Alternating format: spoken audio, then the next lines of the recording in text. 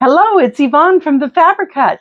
Welcome to our newest pattern, Honor and Valor. It's a beautiful quilt.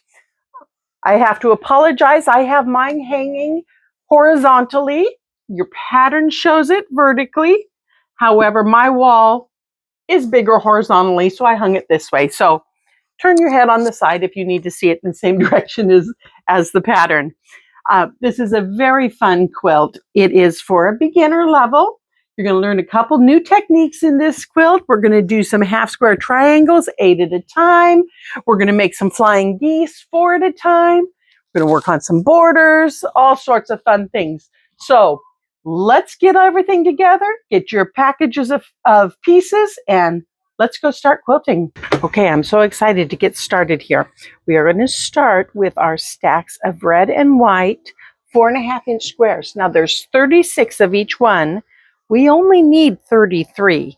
So I'm going to take my top 3 and just set them aside for just in case I need to come back and fix a mistake. We're not going to anticipate a mistake, but if we have one, those are there for them. Okay, so I did not stack these ahead of time because they are super easy to stack as you go. You got to find your right side up. This white fabric that comes with it is a little bit tricky. You've got to really look to see what side the print is on. But I think, yes, they are all stacked right side up. So once you figure out which way is right side up, you're good to go. All of these are right side up, all of these. So you can just put them one on top of the other. I'm going to have a stack on each side, lay them down. I have my machine set up with my 1/4-inch stitch, with my 1/4-inch presser foot with a guide. If you don't have one, put on a seam guide. Let me show you one like this that will keep you where you want it to be at 1/4 of an inch. With this little guide, there's a ruler to put your needle through to help you find your 1/4 of an inch. So do that, get your precision down to begin with, and then off we go. We're just going to start sewing down the 1/4-inch side. Now I am going to chain piece these. Chain piecing makes your process just go so much faster, and it saves your thread, which, you know, I've said it before, thread is not the most expensive part of the quilt, but it is an expense, and so, you know, let's save it as much as we can. So by chain piecing, I'm not leaving a tail between them. I'm butting them right up next to each other after I get them lined up nice, and just sewing right along. And then I'll go back and clip them all apart, all at one time. So this is the simple part that, I mean, we always start with the very easiest thing to do, and this is it. So just put on some good music and just 1/4-inch seam down all 36 of your blocks, just like that. So I'm down to my last 5. Couple of things that I like to do when I'm chain piecing. Depending on what I'm making and how big of a pile I get back here in the back, I do have a plastic tub that I keep exclusively for this type of thing. What happens is that if you get too big of a pile of you know, these 33 aren't going to be a problem. But if I had any more than 33 pieces, they might be too big for my table to hold there. And because my table is not large and things will fall off the side, I do have this plastic tub that I keep stored upside down most of the time, unless I'm chain piecing, and I put it down so that the pieces can fall off my table and onto those without getting into the thread or the dust bunnies or anything that I have on my floor. You know, your sewing room has an incredible amount of thread and things on the floor. No matter how many times you clean it, there's always going to be a pile down there. It's even harder at my house. Well, not harder, but even more so at my house because I have hardwood floors and I'm a long arm quilter. So I have a lot of batting and a lot of cotton threads and things that I have lots of dust bunnies. Just know I have lots of dust bunnies. I've named a few of them. I keep them around because they're handy. So get them all sewn. And then there are a number of different products out on the market. I know this is just the one I have. I know there's a few other ones that you can just go through, and they are a chain piece cutter, and just cut like that. It just makes it really quickly. I like this one. I like the size of it and all. However, it has a single blade there, and I've been using it for a number of years, and so that blade is starting to get a little dull. It still works, obviously, but the new ones out have they use your used rotary blades, and I love my titanium blades. Eventually, I end up getting one nick on them or something because I've hit a ruler or something stupid like that. But, even the best rotary blades have a lifespan. But when it has just one little nick like that, most of it's still super sharp. So you can place them in your chain piece cutters and have wonderfully sharp thread snips right there as you go. If you don't have one of these little guys, use your little snippy scissors and just go through it and snip them all apart.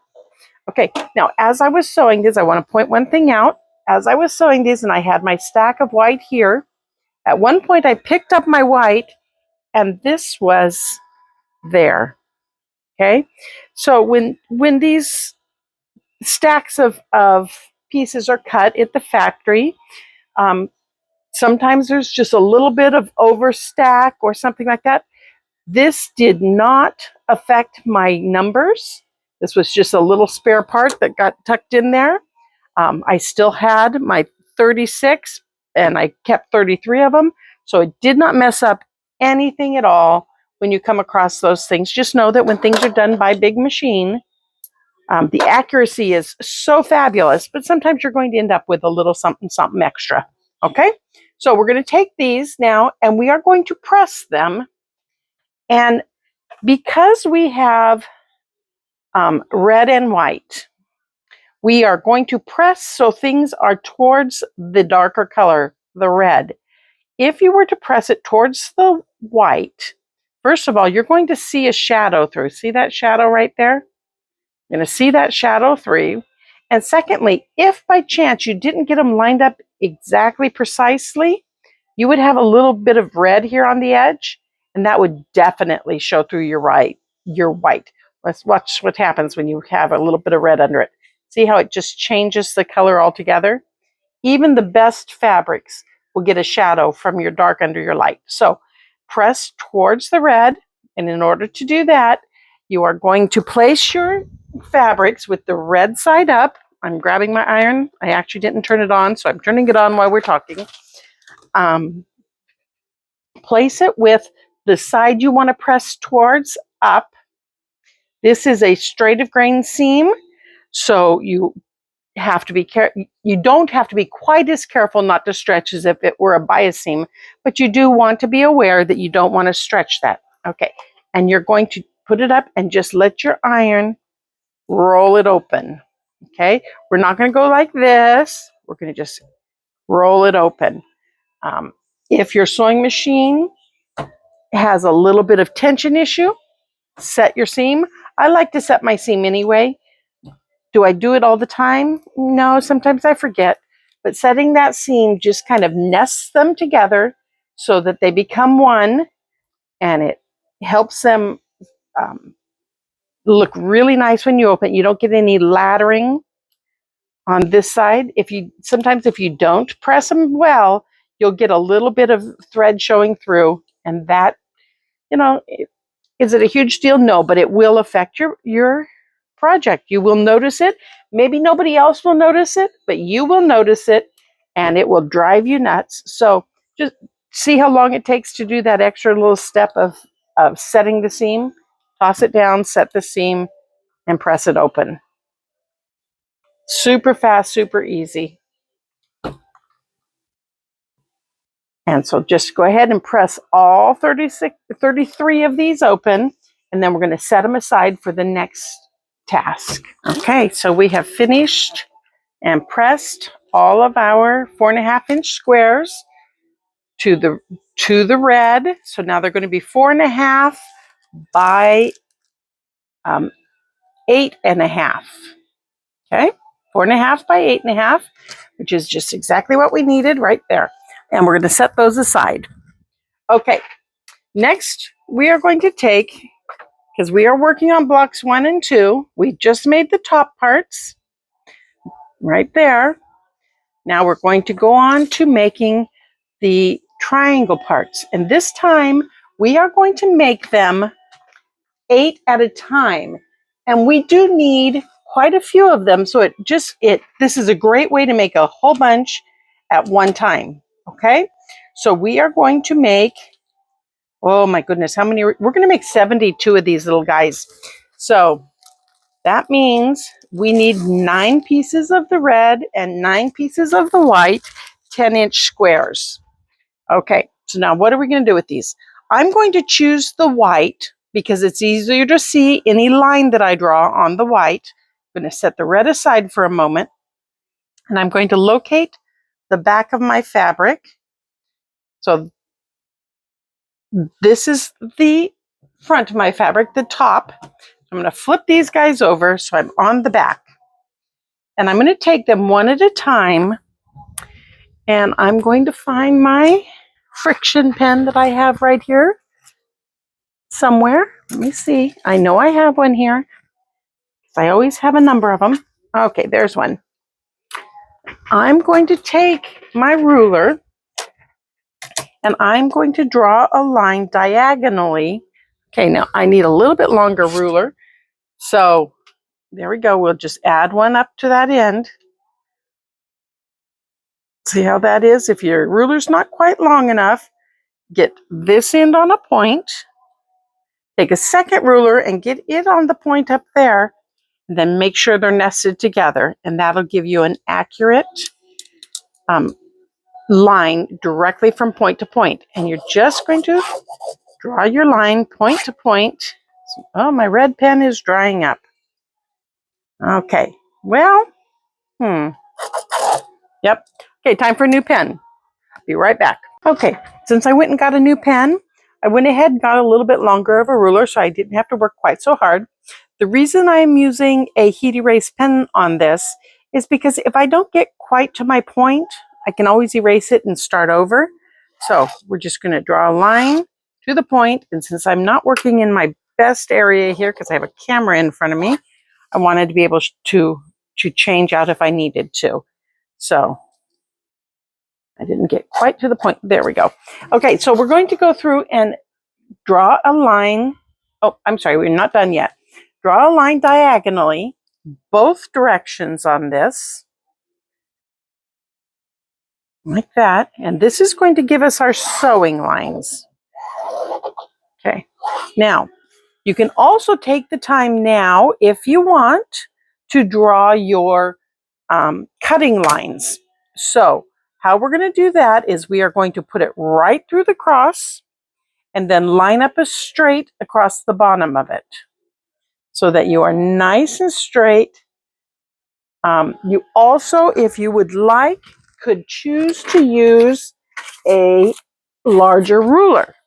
So, for instance, with this one, we have a 10-inch square, so we know that 5 inches would be our center. So line up on, oh, I'm too far over, you can't see me. Okay, here we go.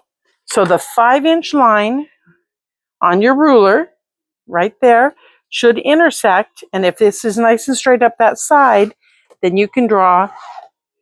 And actually, I was going to change colors.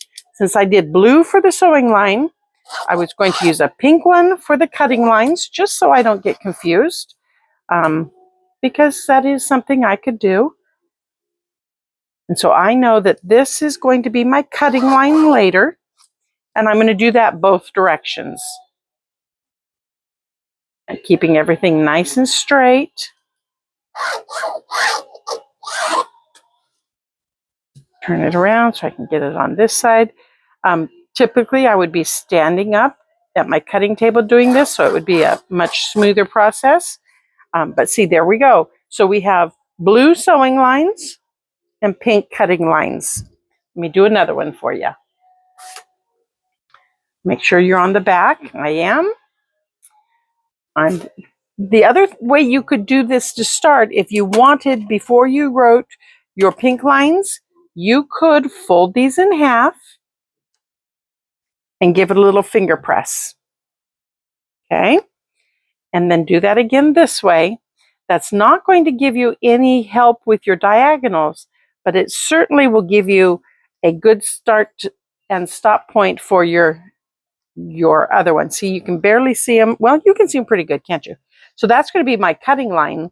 So you could start and draw your cutting line first. Pink is my cutting color. Like that. There we go. Now I can use the friction pen because I'm not going to do any cutting or any ironing before I cut. It'll all be done after these are cut apart. So these lines will not go away with my pressing. Just like that. Okay. So you're going to want to do this with all 9 of your squares because we need 72 blocks. And you see now that each one of these right here and right here, each one of those is going to be a half square triangle when we're done. That's how we're getting 8 at a time. Super easy way to do this. One of my favorite techniques for making half square triangles is making them 8 at a time, just like this. So go ahead and mark them all, and then we'll come back and we'll do some sewing. Okay, so I have all of mine drawn. A little neurotic with my pink and my blue, but you know, you do you. One of the things I want to point out is when you are using your ruler to do the diagonal and anytime you're drawing a line, you want to put your pen right on the point that you're aiming for and then move your ruler up next to it. Otherwise, you end up just a smidge to the right of your ruler. And you don't want that. You want to be right on to where your point's coming to the middle. So make sure you're very careful with that. We do have a little wiggle room on these because we're going to do some trimming in a little bit. But we do want to be fairly accurate. Okay, so we are going to now take our 9 white squares, put them face down with our 9 red squares, and we're again going to chain piece this.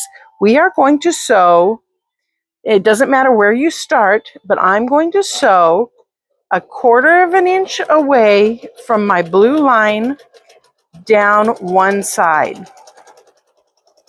Now, if I wanted to, I could stop and turn and do another side and do them all one at a time.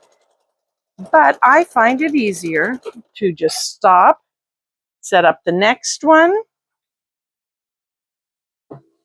and go down the other side. Go down one side on this.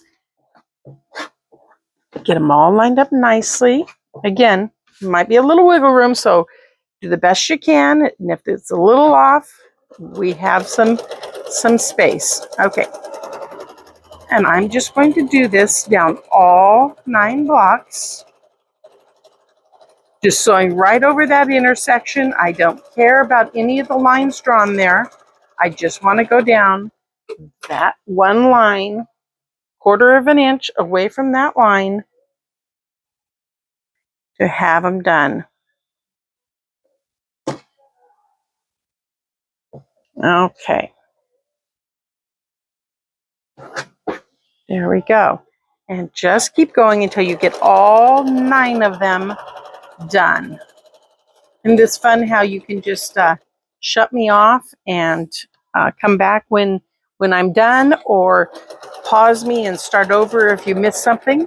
But I'm gonna pause me and sew the other 6 of these real quick, so you don't have to just listen to me blather and watch me sew a straight line. Okay, I'm coming to the end of number 9. There we go. I'm going to cut these, and I am going to actually cut them apart at this point. Yeah, I find it easier. Sometimes you can chain piece the other way down too, but I find it easier because they're on point to just cut them apart like this. And now flip them around. Oop, I didn't get them all. Flip them around and go the other direction on the same side. If you wanted to turn them and go down the opposite one, that's fine too. However you are the most comfortable. I like to do 2 at a time and then go to the next one, but that's just me. There's no reason to do them in that order. It just is the order I do. Okay, and so now I'm just going to do the very same thing going down this side.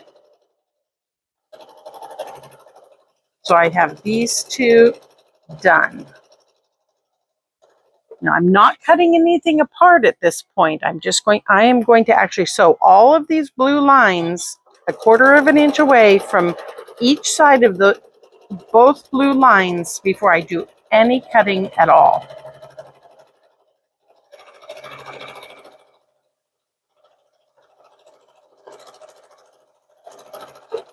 There we go.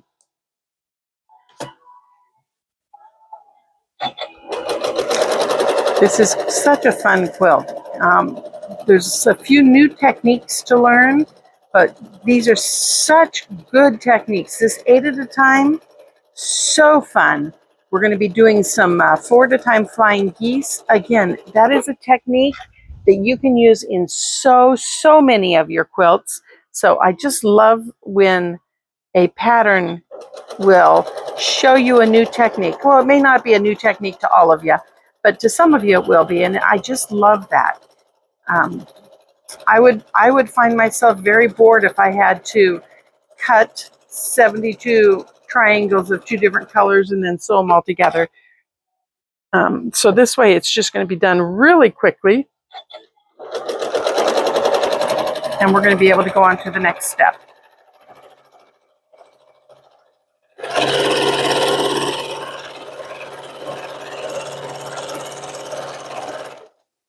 Just a couple more here.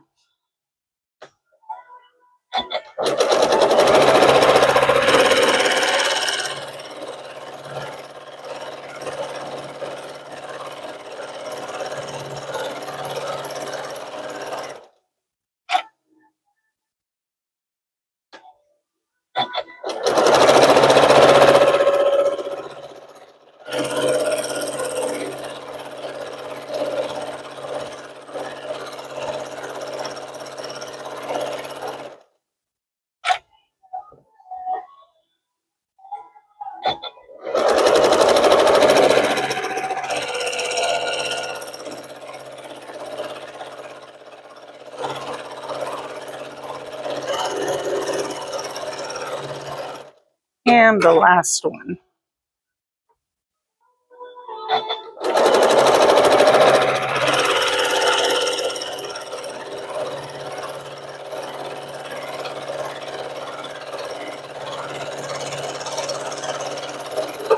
And there we go. So now I'm going to do the very same thing on the opposite diagonal, and so both sides of it, and then we'll come together and we'll cut them all apart. Okay, so get them all 9 of them sewn. You will have a total of 4 rows of stitching on all 9 of these, and then we will have plenty of half square triangles. So get them sewed and then come on back for a cutting lesson. It is time to cut these 8 at a time half square triangles out. So we are going to cut our diagonal lines first. Just put your ruler right on that line. You can do it with scissors if you want. I prefer to do it excuse me, with my rotary cutter because I want to cut this whole thing without moving it, because it is kind of nice that these are going to be perfectly straight when we're done. So we'll be ready to just use them. We may have to trim up a little bit, but we'll be able to just use them. So going to go for a diagonal one direction. Then we're going to, I don't know if you can tell, but I'm at the end of my cutting table, so I have room to come at it from 3 different directions. If you have a rotating mat that's big enough, putting this on a rotating mat is nice. Get the second angle. Okay, and then without moving it, and you may have to kind of scrunch it back in together a little bit, do your horizontal and vertical lines. Straight across there. Now I'm not going to even move, well, that kind of moved down a little bit. I'm going to just kind of push it back up. And I'm not really using the lines on my board, even though it appears that I am because I have it on there pretty straight, but I'm not. I'm looking at the line we drew, and I'm cutting right on that line. And now I have 8 half square triangles that are all red and white. Okay, so I'll just set these apart for a side, bring out the next one. I like to put it square to my body because I find that is the easiest way to get all those directions without having to move anything. So diagonal first. And I'm using my middle size ruler instead of a really big one, just because I can manipulate it better. But if you have just a 24-inch ruler, use that.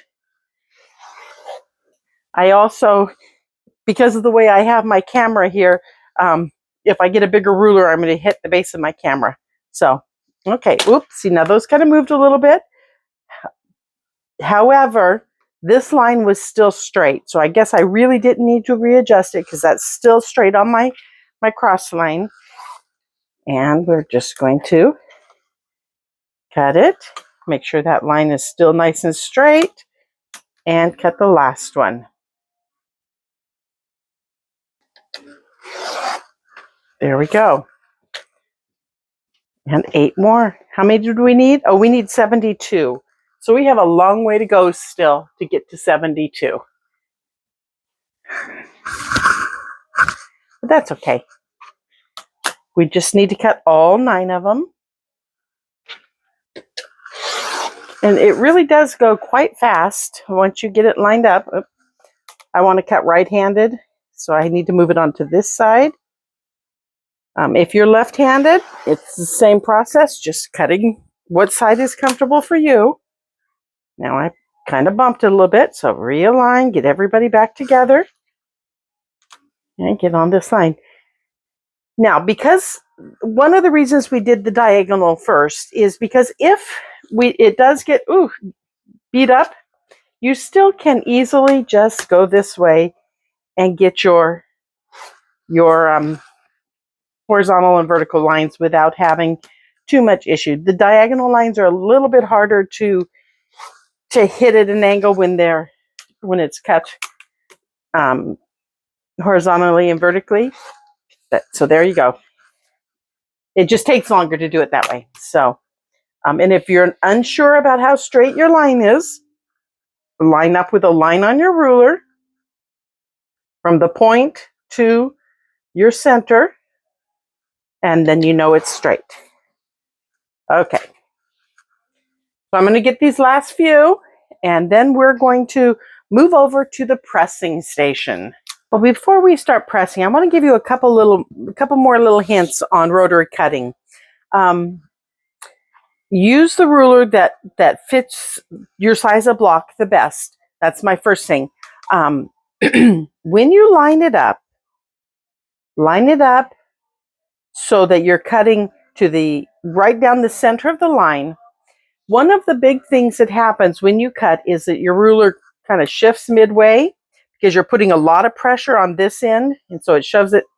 You don't want that to happen. So there's a couple ways you can do that. First of all, big hand. Put your hand as wide as you can spread it on your ruler. Now I have really big hands, so I can do this 14-inch span with one hand. But if you can't, put your hand down, cut to your index finger, brace your ruler, and just walk up. Spider walk your fingers up and continue on. Now the other thing that happens is when that, even by moving your hand that way, you still can sometimes move the ruler. Or like with me trying to do a long one because I have bigger hands. So a little trick to keep your ruler from sliding would be put your ruler down, get it aligned where you want it to be, use your big hand, but take your pinky and put it either on the fabric or on the mat. And that gives you just a little bit of, I don't know whether it's balance or an extra point of touch that just kind of solidifies everything. So typically I will have 3 fingers on my ruler, one here and one there. But like I said, I have big hands, so that's what works for me. And see, now that I was talking, it didn't work, but that typically will keep you from sliding. Okay, now I did cut off just a little bit extra there. Is it the end of the world? I certainly hope not. But remember, we have 3 extra of these blocks. So if I needed to, I could go back and do some extra. Okay, there we go. And that is all 72 of our blocks all cut up into a big pile. So now we'll go press them. Okay, so we have them all trimmed up, and now it's time to press them. So we are going to press these seams open. Now, there's a couple of different ways you can do to press seams open. You can simply open it up and open this up like this and finger press it and then give it a press. I find that way a little bit difficult with my hands. And then you have to turn it over and make sure that you have it all the way open that way. So that's a great way to do it. It works fabulous for some people. For me, I don't have the dexterity in my fingers to do that. So I have found a cheater way. So what I do is I take it and I press it first all to one side. And this is a bias seam, so we're being very careful to press it on the straight of grain. So either sideways or up and down the straight of grain, and get it all pressed one side. Then when you flip it over, you know you have this seam nice and pressed and it's open. Then you just have to open up the other side and anchor it down. So I think it goes easier for me when I do that. And then I turn it over to cool upside down so that it will hold that seam open nicely. Okay, so press it open, going across the bias, not with the bias. Flip it over and open up just one side of it and go right up that seam. My iron's very hot. That burnt my finger. And then turn it over and let it cool upside down. See? Okay, let's do one more. Set the seam, boop. Press it across the bias, going with the straight of grain. Flip it over and open that seam up. Just like that. And pretty soon you will have all 72 of your half square triangles pressed out nice and flat with your seams open. Okay? So get that all pressed and then we'll go on to the next step. Okay. As per the instructions, we are going to make sure that these are all 4.5 inches square. They should be pretty close, but you may need to do just a little bit of trimming to get them exact. So I happen to have a 4.5 inch ruler, which works really, really well for this because I can just line the diagonal up right on that seam line and give it a quick, I mean, there's not very much to shave off, and then turn the whole thing. A little rotating mat is nice for this. I should get mine and show you. But it's not hard to move it if you need to. And just line that line back up there, and then line up these two sides right on that 45 degree and the square corner you just cut, and cut the last two. And there we go. It's that simple. And you'll end up getting quite the little stack of goodies here to play with when you're done. So now if you don't have the 4.5-inch square, you can use any size square ruler that you have. The key point is to line this diagonal up with the 45 degree angle on your ruler. So on this one, there's my 45 degree, and here is my 4.5 right here and right there. Can you see right here the little mark? So you can take, and I sometimes will do this. Well, I have a red one. Red's not really going to be the best color for this, but I will sometimes just take a whiteboard marker and mark where that is. Now, a different color would be better with red fabric, but it gives me just a point that I know that that's my point that I'm looking for. So I can quickly place it on there and then trim two sides. And I do want to make sure that this 4.5 is covering all the edges so that I'm going to have enough when I turn and cut the other two sides that it will be perfectly square. Okay, and now I can just pop it on there and get right on that 4.5-inch line right there and pull it up. And so I'm checking these two sides first, and then I'm checking that this line is still up the center. And it is, so I can trim off those two. And do you see how minuscule little pieces? Now, I suppose we could go without trimming it, but that is going to make it a little bit difficult for you to match your pieces up later. And so I just think it's going to be the best thing to give it just a moment and trim them up. Okay, where's my point here? 4.5 is right here. Right there. Threw me off a little bit. Okay. Straight up here, got on point on this corner, and trim it off. I'm going to rotate this. I wonder if I have a rotating mat right here. Sometimes I do, because I have a couple of them. Nope, it's off in a different place. I'll run get it here in just a sec. Let's get this one done. And, whoops, see now I'm not quite on the 4.5 right there. I want to use this white line and think that's 4.5, but that's only 4.25. We're going with the dark line after it. Okay, there we go. All right, let me go grab my rotating mat real quick. It's right over here by my sewing machine. So I'm walking away, but I'm still talking because, you know, I like to talk, apparently. Okay, now this one is my little rotating mat. Isn't that cute? I love this one because it has little finger holes, so you can just rotate it that way. If you don't have one that has this rotation on the back of it, just a small square one works too, because you can rotate that easily by hand. This one is definitely big enough to put this on and even use the bigger ruler. It's a little bit easier to see when it's not on my whiteboard. You can see the edge of the white fabric just a little bit easier.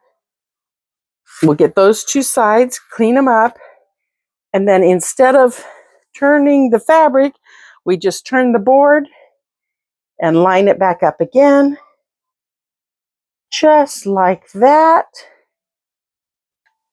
And we are done. Okay, so let's use the little ruler again with the rotating mat. This is my favorite combination, is the rotating mat and the 4.5-inch ruler. because I can just lay it smack in the middle, hold it down, cut this side and this side, and rotate it and cut the other two sides. And my ruler hasn't moved in the rotation until I touch it and move it, you know, like a ding dong. There we go. Get it back where you want it. And there you go. And now I have those. So you're going to do that a grand total of 72 times to get all of your half square triangles cut to the right stage. And then we will take them to our machine and put them together with our red and white blocks that we've already sewn together. Well, I got to one that's got a little bit of an issue with it. I think it's still going to work just fine, but you notice how with the way I layered them, there's a little extra white on this side. So hopefully that's going to be what I've been trimming off every time, but I need to be aware of that when I'm trimming. So I want to put it to where that is the first side that I cut. So I'm going to take my 4.5 ruler and I'm going to line it up starting at this corner and make sure it fits nicely on the corners, and it does. And then I'm only going to trim up 2 sides instead of all 4 sides. I'm going to just take off that and, whoop, I missed it. Okay, get my hand to work right. There we go, like that. And now there's still a little bit of extra there, but not enough that it's going to affect our seam. As long as you have at least 1/8 of an inch seam, you're good to go. So my 1/4 of an inch will be plenty to catch. It'll be all the way over here. So it'll be plenty to catch that little bit right there. So just know that when you have one that's off, cut that side first so that it stays nice. Okay, so you have finished up all of your half square triangles. We had 72 of them to start with. We are at this point here in our pattern. We're on step number 5 here of making them. We're going to divide these into 2 stacks, one of 30 and one of 36. I'm going to set aside the 36 now because that'll be the second block. And we're going to deal with just the 30s. We're going to divide these in half. I didn't count them out carefully because I'll do that later. So we are going to sew them together with the red in the top right corner and in the bottom left corner. See that? So that when we get them sewn together, it will be like a parallelogram right down the middle. And then we are going to press them towards the left. Okay, so let's do that. Like I said, I didn't count these to get 15 in each side because as I get to the bottom, I can adjust and not work too hard. There is nothing, no seams to match up right now. We're just matching corners and sewing them up. And we can just quickly chain piece all of these and just keep in mind that you're doing 2 red sides together. So if you end up with something turned and you have a red and white, it's in the wrong way. Or if you're get it turned this way and you have a diamond or a triangle, wrong. So just make sure that they are staying in the right direction. Stack them up and chain piece away. Half square triangles go together so well, especially when you're at the point where you don't have to match that seam. Now, when we put these with the other half, we will be having to match up some seams, but at this point, we are just strictly sewing them together.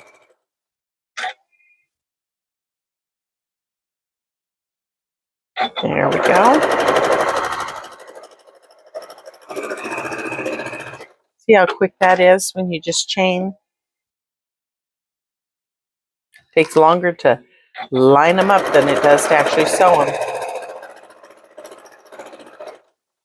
Alrighty, so get all of these done, and then we will press and go on to the next step.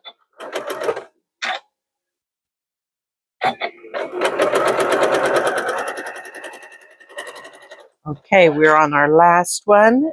This makes 15 sets of parallelograms with the red in the center. Now we're going to go back and get our group of 36, and we are going to position those, looking at our pattern here, with the white up in the top corner and in the bottom corner. So we're going to do the same thing, except having the white in the center pieces. See that?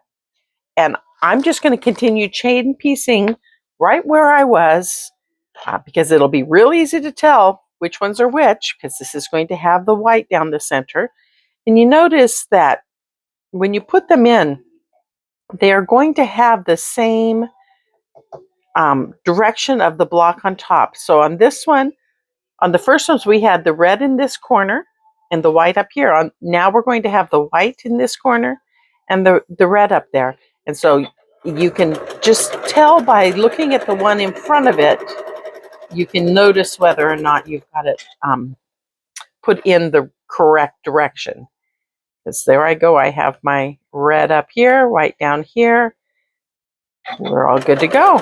And now when we get done with these, we will have 18 of these, because we're going to need 15 blocks with the red, and we're going to need 18 blocks with the white centers.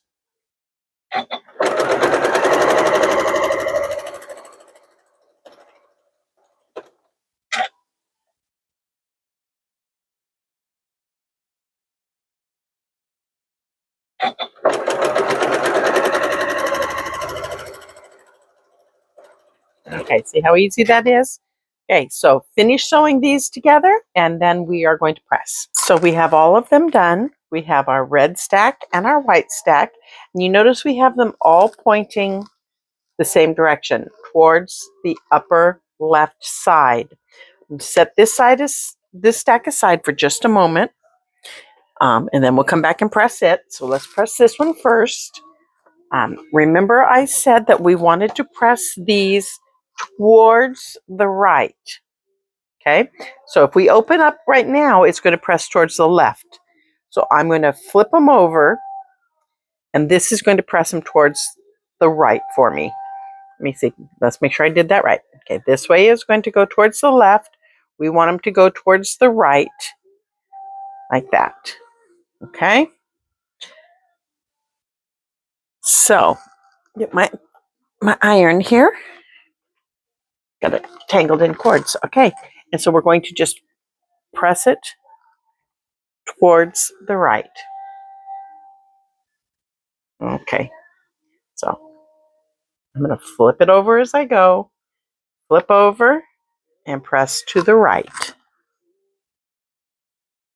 Now, it's important to flip them over, because otherwise you're going to end up with it pressed the wrong direction. So grab by the seam and flip it over, or flip your whole stack over. I just feel more comfortable doing it one at a time, pressing it towards the right, which means the right one goes on top.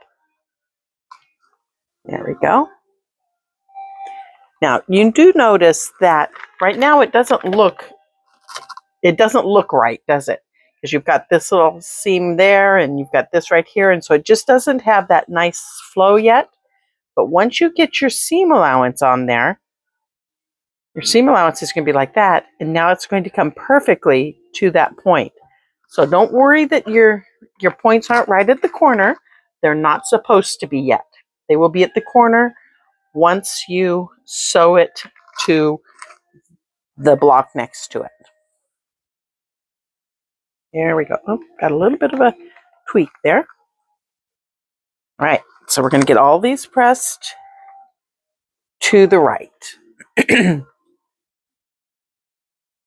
Pressing, some people really don't enjoy pressing. I think it's kind of cathartic. You've just concentrated on getting everything lined up when you're sewing. So now just take a moment and take a deep breath and just press. And it doesn't take any brain power. So no concentration. So let this just be a cleansing time for your brain. You don't have to concentrate on anything. You'll be back to thinking here again in a minute when we have to put the next piece on. Okay. So I'm going to go ahead and just press all of the red ones first and leave the white ones, even though they've pressed them both at the same time. I'm going to leave the white ones for a minute because I don't want to get confused. And you know me, I do get confused. So I'm going to just press the red ones and then sew their next piece on. Then I'll come back, press the white ones, and then we'll sew their other piece on. Because it just sometimes it gets a little confusing trying to do two things at once. So let's just take it one step at a time. Okay, I'm almost done. There we go.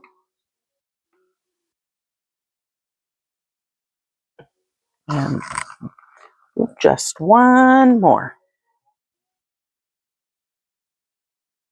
Okay. So we're going to set the iron aside for a moment. We'll come back to it when we get these sewn and get ready for our white ones. Now, if you look at your instruction sheet, it shows you right here which way to position things. So we're going to have our red stripe positioned from top left to bottom right, okay? And then we're going to go back to the very first step we did, and we are going to put these right here above it so that the red is on the top left corner, okay? Right here it's showing you how it can get twisted when you turn it to your sewing machine and how to watch that it doesn't. So what I'm going to do is I'm going to take these two stacks and I'm going to turn them at the same time so I still have these matched up, and I'm just going to separate them out so I can put this one down and then flip this one right on top of it. Now, because we pressed it carefully, we knew what we were doing. These are going to nest right here in the center. They're going to nest perfectly. Now you can use a clip and hold that there. You can use a pin and hold that there. Or you can use, well, whatever you like. But I really enjoy my glue pen. So I hook them together, nest them with my finger, roll it back, and just put a little, well, that was a big dollop of glue. There we go. Little dollop of glue and hook them together. Now it's not going to shift like it sometimes shifts when you take off the pin. It's not going to shift at all, and I can just sew right up this side. This is a special glue that does not gum up your needle at all. The washable school glues, Elmer's washable school glue glue sticks work just as well. So put this together, set it there, and nest those guys together. See how nicely they match just perfectly right there? A little bit of glue. And you can sit and prep these all at one time and then come back and sit and sew them through, or you can prep them one at a time like I'm doing. Whatever works for you. Your quilt, your rules. So let's get this. Yeah, only worried about having that particular seam matched up because I'll match these up as I come to them. And there we go. And so we're going to do this 15 more times. Well, nope, I've done 2. So 13 more times. We will have 15 of these done. Let me glue that one. Let me pull the first one up we did so I can show you how nicely that seam matches up now. And get just a little farther in so that I can pull that in. Okay, here we go. All right, so now when you open this one up, see this little part here that we didn't like? It's now gone away. It has become part of the seam, and it is now a perfect size. Okay, so continue doing these till you get all 15 of them done. Ready, it's time to press our whites. So this time we are pressing them towards the left instead of towards the right, so we can have our seam here and just roll our iron towards the left. Now, this is a straight of grain seam, so we're not having to worry about a bias. We can just roll it over and go. It's not going to stretch anything out. So just press it out. Okay, I had already pre-pressed some of them, so now we are ready to go on to putting them together. We are going to now use our pattern again. Let me grab these off my lap. There we go. Okay, so we'll use the pattern again here. Flip the page so we can see it. This time we are going, well, we've already made those back here. This time we are going to have our white stripes still going the same direction, but we are going to have a white one in that top corner. So it's going to be like that. White to white, red to red. So again, just take it and flip it together so they're still in the same order. And we will just start again. Your seams are still going to nest nicely. If you have done your trimming and pressing well, everything is just going to nest right together. This time I'm not using my glue. I'm just going to do it as I go. So, excuse me, I'm going to get started. Then I'm going to, with my fingers, feel for that point. Make sure it's nested nicely. And hold it there until I get to it. So it doesn't have the opportunity to slip. And then once I'm there, stop and make sure this edge is together. There we go. Now we will do it 18 times. Let me push all those out of the way. 18 times on this one. So we are starting with the white at the top. You can continue gluing or pinning if that is what you like to do, if that's where you get your best success. I just like to show you the different tricks, so you do the one that works best for you. There we go. I am using my 1/4-inch foot with the guide. I do most of my quilting with that 1/4-inch foot with the guide.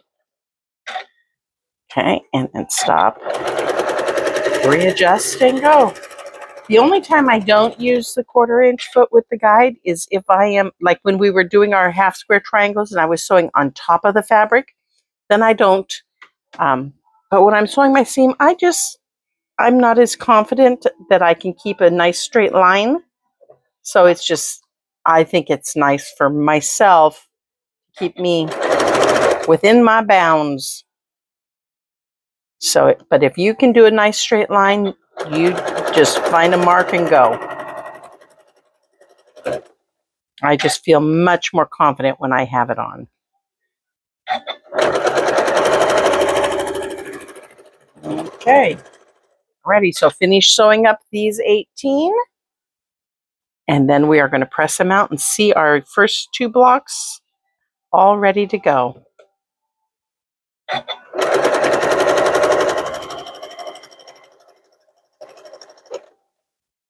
Okay, well, look, we have our block 1 and 2 done. I believe the red one is number 1. Let me look.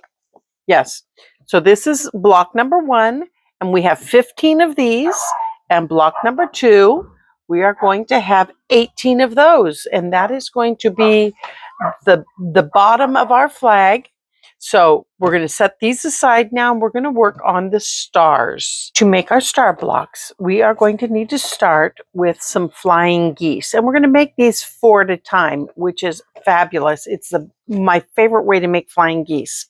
So to do that, you are going to need your 5.5-inch blue squares and your 3-inch white squares. Now I have done some ahead, but we're going to do these 2 sets together. It's going to give us 8 flying geese. So start by putting a diagonal line on the back of every one of your white 3-inch squares. Okay. This is going to make a few extra flying geese, which is fabulous because flying geese can be a little bit finicky. And so if you have some spare parts, it's great when it comes time to put your block together. Okay, so let's get started. We're going to take our 3-inch block and put it right sides together on top of the blue square, and I always put the bottom one on first and then put the top one on. And the reason I do this is because we're going to sew on either side of the line. And if I had put the top one on first, I would come up and I would be catching this with my sewing machine.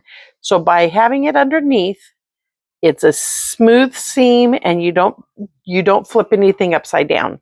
So we're going to do that on both of those. Now, when I did the rest of them, I did it in chain piecing, which makes it very quick and easy. So here we go. You get your lines lined up here in the middle because you know they're going all the way to the corners. Okay, now let me put on my 1/4-inch foot, and I'm going to use the one without the guide because I am sewing on top of the fabric, and the guide will tend to pull it a little bit and maybe not be completely smooth. Oh, and I notice I'm almost out of bobbin, so I'm going to have to be aware of that because you know me, I run out of bobbin thread and I sew for a while without it. I want to make sure that I have bobbin thread. Okay, so what we're going to do, excuse me, is we are going to sew 1/4 of an inch on each side of this line. So I'm going to go down one side first, and I'm just going to chain piece all of them together. Like I said, I've done some of them ahead of time. So we're going to do that one, and then we'll just put this next one in right afterwards and go down this side too. Now these geese are going to be just a little bit oversized, so we will be doing some trimming up, but that is a nice thing because, like I say, geese can be a little bit finicky. Okay, and then I'm just going to turn it and go down the other side.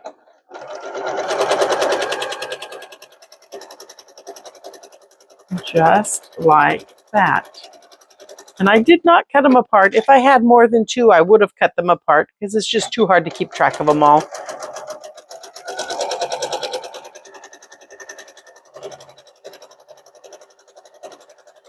Okay.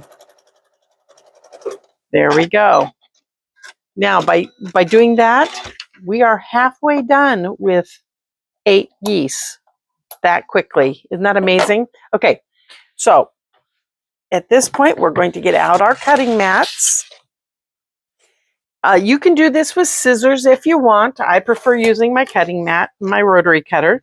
But either way, you're going to cut on your line that you have drawn. Just right up that center, and you're going to have 2 pieces that look like this. Isn't that interesting? Let's cut both of them here real quick. All right.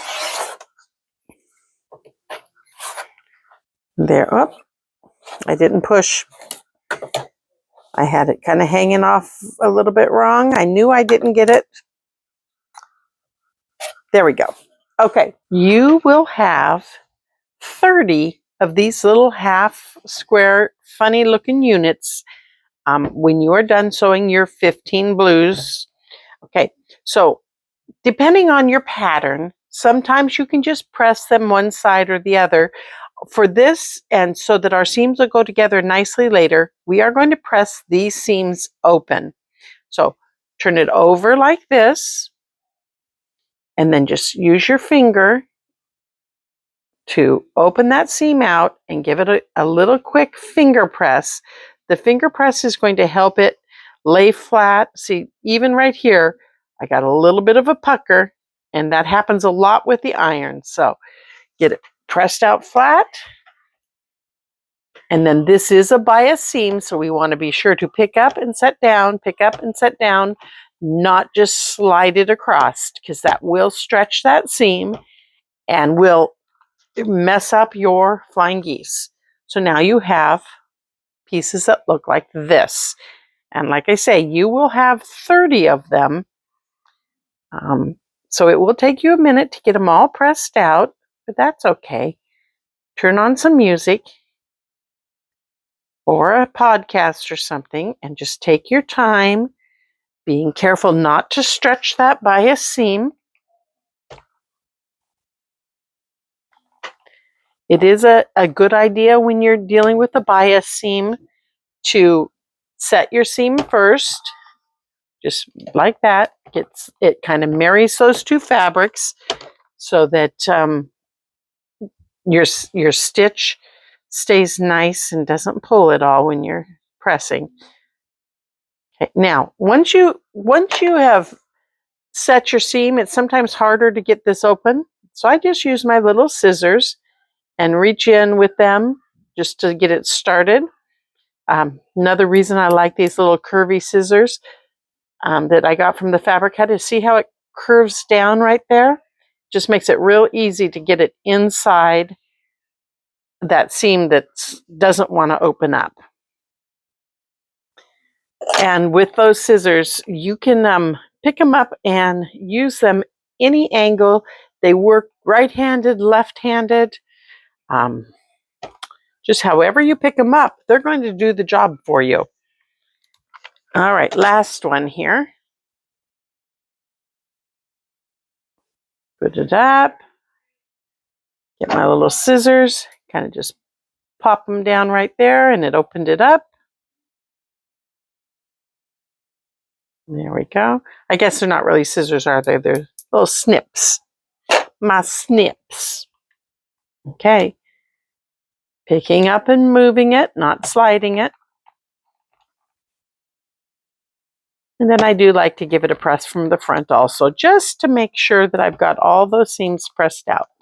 Okay, so now we have 4 units. Well, you'll have 30 units that look like this. Okay, that is fabulous. We're going to go back over and get our last 3-inch squares that we had left over from putting the 2 on, and we are going to just add 1 more to each one of these, matching up this corner, and you want this line to be right in the center. So get them on there nice and straight. And you can just, again, chain piece these on through. And it just makes really quick work of this. I think for flying geese, what takes the longest is drawing the line on your white squares. There we go. That one on there, and the last one right there. Okay, so now we have them all laid out. If you have a stat of your 30, you can just layer them like this. Doesn't have to be neat. And then just take the top one. And again, we are going to sew on both sides of that line. Now, as we come to sew on it, your quarter should start right here at this intersection. That's what you're wanting, is for your needle to go right into that intersection right there. And see how my quarter is fine there, lining that intersection up. Oh, look at what I did. I wasn't paying good attention and I got off. So I'm going to take this one out, do a little bit of reverse stitching real quick before I go on, because I got talking and not paying attention. So pull every 4th stitch or so with your seam ripper, just like that. And I know that this end is lined up nicely, so I'm not going to take it all the way out. I'm just going to take about 2/3 of it out. And then pull your thread on this side, and there we go. And realign it. There we go. And come back and do it again. Do it right this time, Yvonne.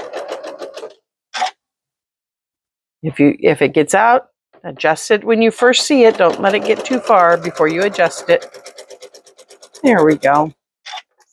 Seam ripper away. Make sure we're lined up still. And get right into that little point so that you have a nice sharp point there on the end. Do one more. Okay. Can you see how it's coming right in there? Let me see if I can go in really nice and close here. Okay. See this point? Want to make sure my seam is laying flat. And then just take that point and just butt it right up to where your needle comes down. And that's going to give you a nice straight line across the top of your goose. Okay, and the last one, bring it right up. Okay, you know what I'm going to do? I'm going to real quickly take this foot off so you can see what I'm saying here. See how it comes in and just sits right there? That's what you want. Because that's going to make a nice straight top across the top of your goose. Put foot back on and keep going. Okay. There we go. I hope that was clear now. Get it right into that little point. And if you're using accurate seam allowances, that's going to be exactly where you need it to be. Okay, and then I'm going to trim them apart right here. And I'm going to do the other side. Now with the other side, you don't have that little point. So what you're going to do is you're going to aim for this little point right there. Okay. And just drop your foot and just go. And because these are folded out, you do have to make sure that they're both going the right direction when you get there. And aim right for that little point. Okay, and go again.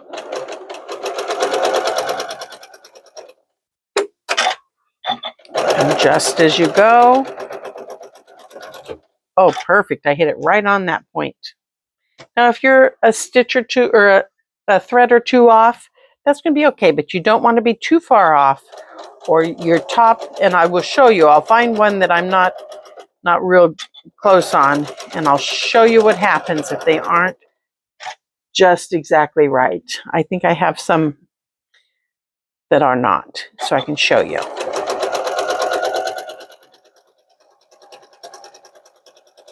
And there we go.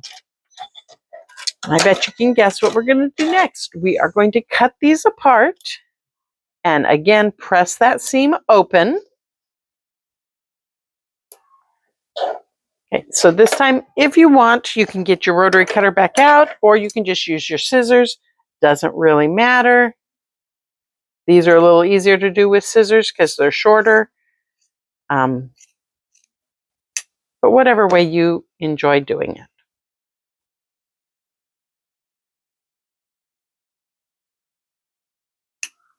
There you go. 3.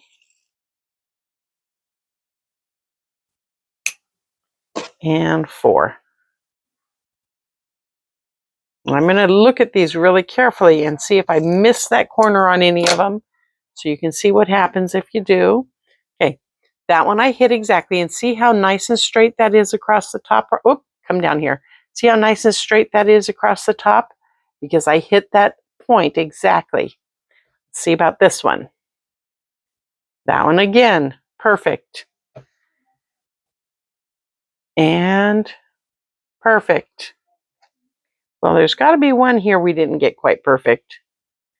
Okay, so this one was just 1 thread off, 2 threads off, and see how it's just barely off right there? That's not going to make a difference in the long run.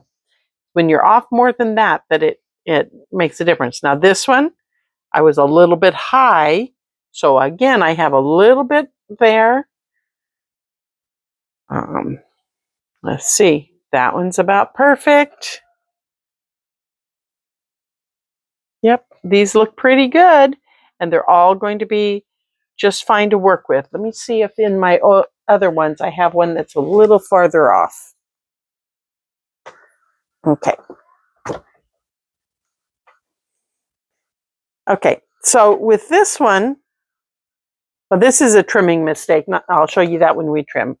Okay, I think you get the point. So now we're going to go through and we're going to press these open just like we did the other ones. Set the seam and press it open. Let me move back out a little bit so you can see better. That wasn't what I meant to do. There we go.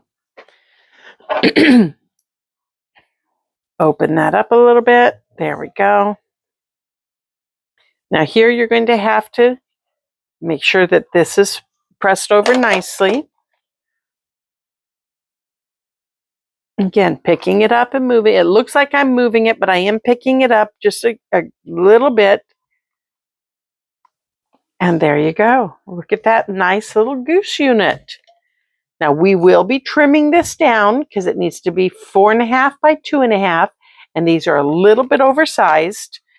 So after I'm done pressing, we're going to go over to my my cutting table so I can show you how to cut these. They're not quite, it's not quite like trimming up a half square triangle. This one you have to be a little bit more conscientious of more points.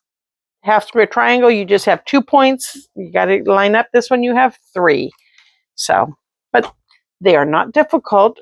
As long as you know what you're doing and pay attention. So, okay, there we go. Got it. Okay, so I will meet you over at my cutting table. Okay, so here I'm on my rotating mat for 2 reasons. One, because it's helpful, but 2, I have a white mat on my cutting board, and I want you to be able to see where I'm cutting. So I just brought over the green one so that you could see it. I'm not worrying about lining it up on the board in any particular order. Not using the markings on this, going to use the markings on my ruler.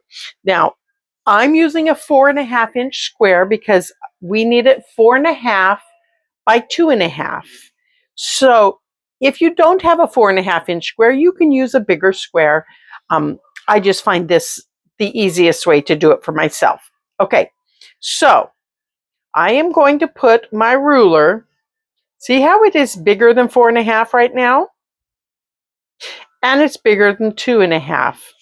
So what we need is to have the center at 2.25, because 4.5 divided in half is 2.25. Okay, and also what we want is for this right here, this point, to be 1/4 of an inch down from the top of the ruler. So I know that this mark right here, right there, is my 2.25, 1, 2.25, and I know that this line right here that goes through my numbers is 1/4 inch. So what I'm going to do is I'm going to line up this line with my point, and then I'm going to scoot it up until I'm even with that 1/4. Okay, now there we go. See how that works? Okay, now once I get that lined up, now I need to move down here and I need to look at my 2.5. So here's 1 inch, 2 inch, 2.5. So this is the line I'm going to look at right here. And I want the point, my blue and white point, to be right at that 2 mark right there. So I'm going to scooch this over until it's right to that mark. So I've double checked and everything seems to be lined up perfectly. We have this one right at the intersection. We have this one right at the intersection. And we have that one 1/4 inch from the top. So I'm going to take and I'm going to cut this side and this side. I'm going to move my ruler. Now I just slid it, of course, because I was trying to move it without picking up my hand. So now we're going to realign right there, right there. Still have the bottom there. Still have it lined up there. And I'm going to cut this other side off. Okay, now I just have one more cut to make. I need to now cut it at the 2-inch mark. So what I'm going to do is turn my ruler around, line up my 2-inch right there. Do you see how my diagonal goes right down that line? See that? Right down that line. So I know I have it even. I'm right against that edge, right against this edge, and I'm going to trim off the bottom. And there we go. My points come right to the point, and I have 1/4 of an inch here. Now, if you don't have this, if you try and trim the bottom first and then trim the top, you end up with this. And see how you don't have 1/4 of an inch? That's going to cut off your point when you sew it in at 1/4 of an inch. And that's not going to make a nice star point. So this is what we want. Okay, so let's do it again. Here we go. We have our block. We've got everything laying smoothly. We're going to go with 1/4 of an inch at the top.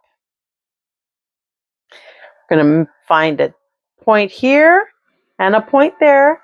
Line up really well. I think I need to scooch up just a smidge. And there we go. Got everybody lined up nice. Maybe just a smidge more. And trim off one side and across the top. Turn it.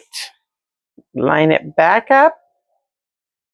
Make sure my point is right at that point. Right there. See how it's right at the point? Okay. And trim this one. And now cut it at 2.5. Which is right there. Now, it says 2 because I have the extra half going right here, which is just easier for me when I do that because I can, this is a clearer line than the 2.5 that has the red line through it. So find the line on your ruler that makes sense. And there we go. Okay, so let's do a couple more. Oops. Those are the ones I've got done that I like. This is the one that is bad, so I'm going to put it over there so I don't get confused. And let's go again.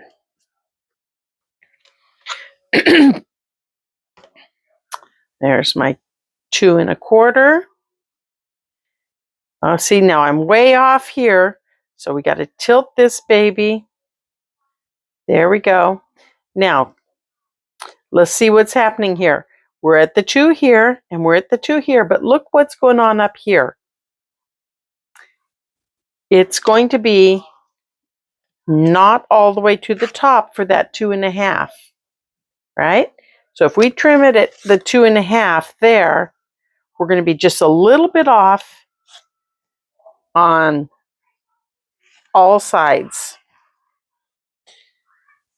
So this is why we have the extra ones. So if this doesn't come out exactly the way we want it, we can set it aside and use one of the other ones. So it actually looks like it's going to come together pretty closely. However, I want to show you what happens. Okay. And see how this top is not completely straight across the top? I'm going to line it up at the 2.5 here on my board. See what happens? It's not quite straight all the way across. Up there where you can see. We've got a little bit of a gap. So, is that the end of the world? If we had to use this one, we could. But because we have extras, I'm going to set this one aside and just go do another one. And try it again until I get the ones that I like, because I have 8 extra to play with. So now this one I can tell is going to be a little bit off too. So I'm going to set it aside. This one looks like it's going to be good.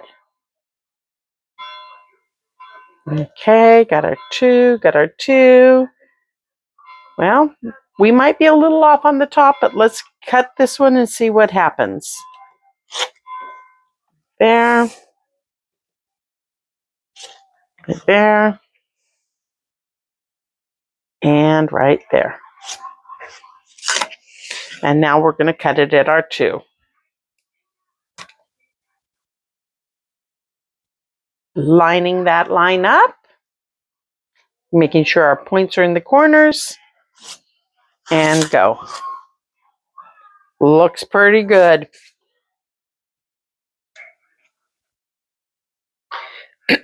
Excuse me. Alrighty, there's our 1/4 inch at the top.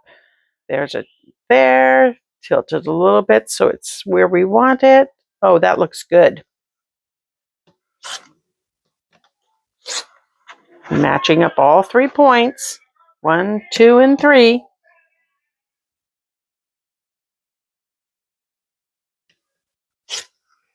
Holding your ruler with a big hand so it doesn't slide and get out of your way. Okay. See, now this time I'm using it with the red line, so I have to look at the little black line next to the red line, which makes it a little more confusing, but you can do it. There you go. All right. Just 2 more to go.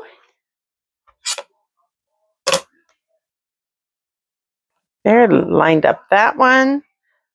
2 and 3. Everybody, oop, move it over a little bit. There we go. All 3 of our points are lined up.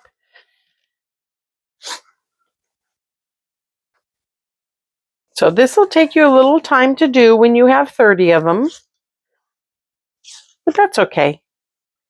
It is a marathon, not a sprint.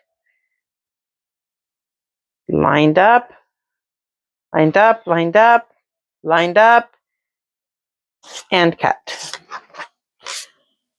And the last one that we're going to do together, and then you're going to go about getting all of yours done. There we go, lined up here. Almost lined up there. Almost lined up there. Okay.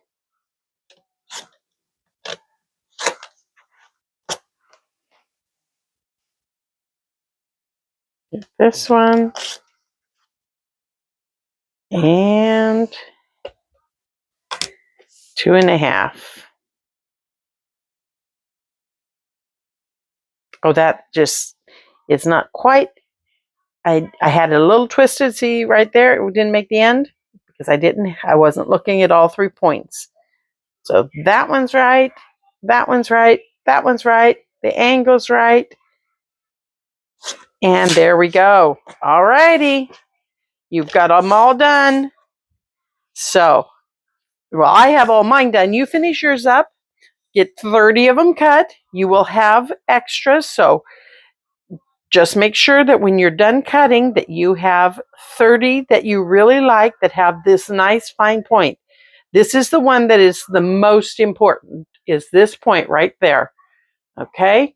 These guys you can wiggle around a little bit, but this one is the one that's going to show the most. So make sure you have that point at the 1/4 inch perfectly, and that'll make your stars come together so nicely. Time to start putting them together. So what we're going to do is we're going to start with 15 of your goose units, okay? And you're going to layer them out so the goose is pointing downward. And you're going to take 2 of your 2.5 inch squares and put them on each side of that goose. Okay, so you're going to have 15 of them that look like that. All right, so let's do that. Just start with your goose. Put a blue block on the end. And I'm going to change to my 1/4 inch with a guide foot. If I can find it, there it is. Still watching my bobbin thread because I know I'm getting close. But let's not waste that last little bit. We're just going to be watching. Okay, so we're going to go down this side. And you can just chain piece all 15 of yours right down that side. Like that. Okay, and once you get that side done, you are going to go down the other side and put another one on this side. Okay, just line them up and go down the other side. And get all 15 of them down this side. Now, watching your seam so nothing folds over. All right, so you've got 15. I've got 2, but you have 15 of them done. Okay? Now, when we are pressing for this one, we are going to press them out. So all the seams go towards the blue square. Okay? So that's going to be a real easy press. You're going to leave them like this. Give it a quick set and a quick set, and then simply fold it out. This is a straight of grain seam, so it's not going to stretch. And then go this way and fold it out. Okay, so you are going to have 15 that look just like this, right? Okay, then we're going to go on and we're going to do 15 of them with our points going up. Okay, and we're going to put our blue squares on each end. Now, check this out. They are actually exactly the same, right? So if you want to just make 30 of them all at once, you can do that and then divide them into 2 piles where the point is down and the point is up. They're going to be exactly the same technique, and you're still going to press these out also. Let's do that. So the important thing is that you remember to divide them back out and have 15 going up and 15 going down. Well, you just need to watch which way your geese are flying.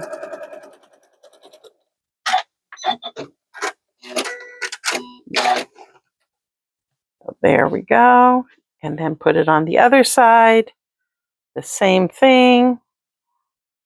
Again, I'm only doing 2 because I'm making 2 blocks. You're making 15 blocks. But all of your blocks are identical, unlike your block 1 and 2 that some went with white corners and some went with red corners. All of your star blocks are going to be identical. Okay, so we have these. We're going to give it a quick setting press and then press towards the blue. So you're going to have the blue on the top and just slide it open and then go the other direction. And now you have those done. So you have a stack like that and a stack of 15 like that. Okay, now we need something in the center, don't we? So this is where our 4.5, I believe these are 4.5. Yep, our 4.5 inch squares come into play. Okay, so they're going to be right in the center. And this is the part that shows you why this is so important. We are going to put put one going this way, and I'm going to find the best ones. These are the 2 best ones. Go that way. Okay. So we have to sew these together now. And this is where we're going to be very, very careful to get our point proper. So what I want to do when I sew this is I want to sew with the goose on top. Okay? Now you see how it kind of curves a little bit? That's okay. That's just because we cut it straight, and it has a little bit of a curve, but we have plenty to do our 1/4 of an inch seam. So what we're going to do is we're going to start right there, and we're going to do a 1/4 of an inch, and we really, really want to hit this intersection right there and 1 stitch to the outside of that intersection, because that's going to give us the best point when we get there. So right there, 1 stitch out and go across. Let's do that again on this one. Have it lined up. And we're going to go 1 stitch out. And yep, right there. And we're going to sew it down. We're going to take them apart. And we're going to do the other side. Again, with the goose on top, so you can see it. Okay, here's the goose. So we are aiming for this point right there where the white and the blue meet. Right there is what we want, because that is going to put our point right at that seam. And 1 stitch to the outside of that point, even if you have to jig your machine over just a little bit, do that so that you have that little point. It'll press out nicely. So as I'm coming up to it, see, I'm coming up and it's going to be right at that point. So I'm going to just push this over just a little bit so it's on the outside. You're not going to see it in your pressing. It's still going to be a perfect seam. It just is going to not take off that point. Okay, so this is the one we did a little jig-jag on. And look at there. See how that is so nice right there, that you get it right to the points? Oh, those look fabulous. Let's check this one. Again, little jigs. Now this one, we missed it just a little bit, didn't we? We have a little extra white there. So I can go back and let's just fix that. Let's go just a little bit bigger seam right there in the center so that it gets just a little bit closer. There we go. And see how that does. See, that's better. Okay? So it still has a little bit of white there, but that's okay. We are good. Now, with these guys, we're going to press to the path of least resistance again. So, because all this is coming together right here, if we were to press it open here, it would be very bulky right here. So we are going to press it towards your solid blue so that that takes all the bulk out of that seam. So bring it up here. Again, we're pressing to the blue, so we have the blue on top. Press it open. Blue on top, press it open. Just like that. Now, this is the seam that we took the little bit of a jig on. So, if you press it and you pull it tight, it's going to have a little bit of a dip there.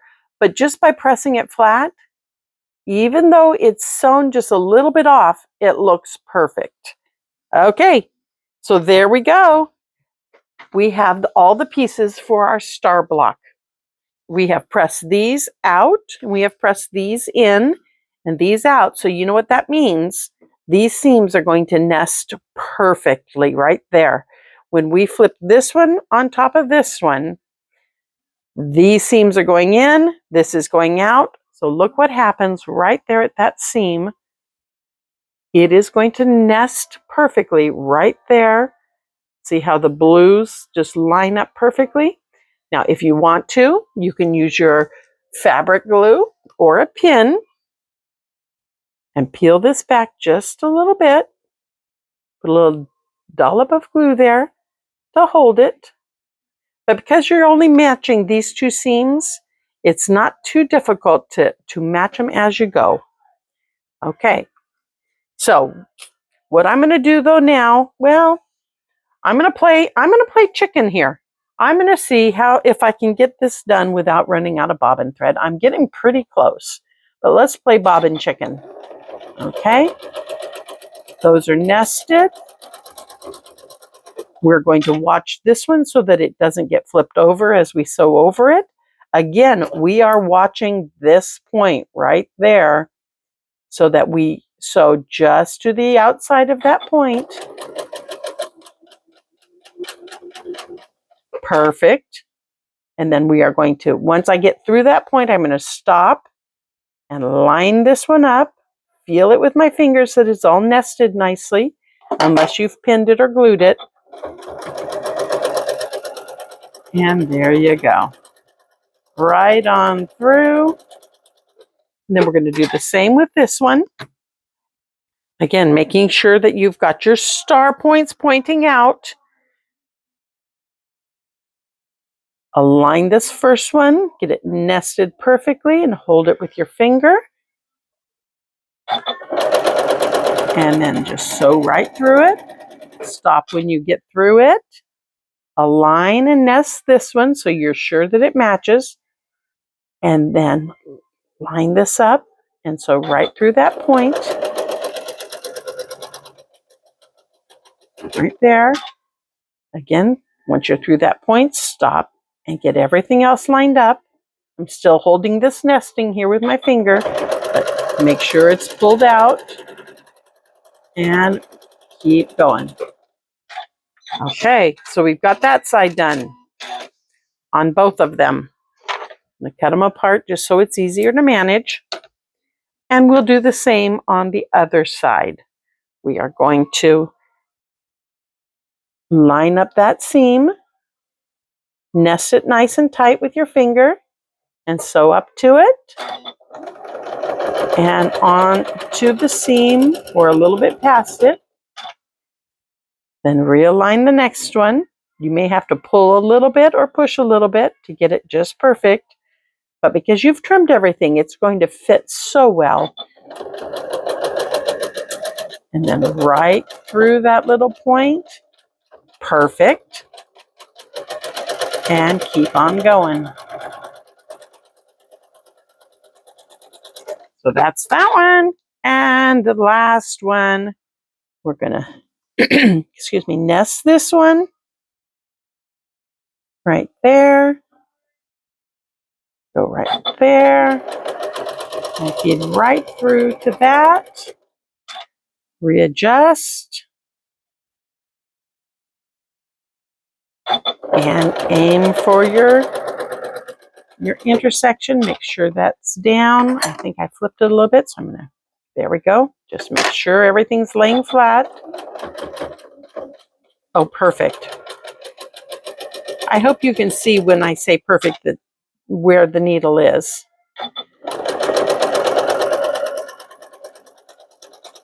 And we're done.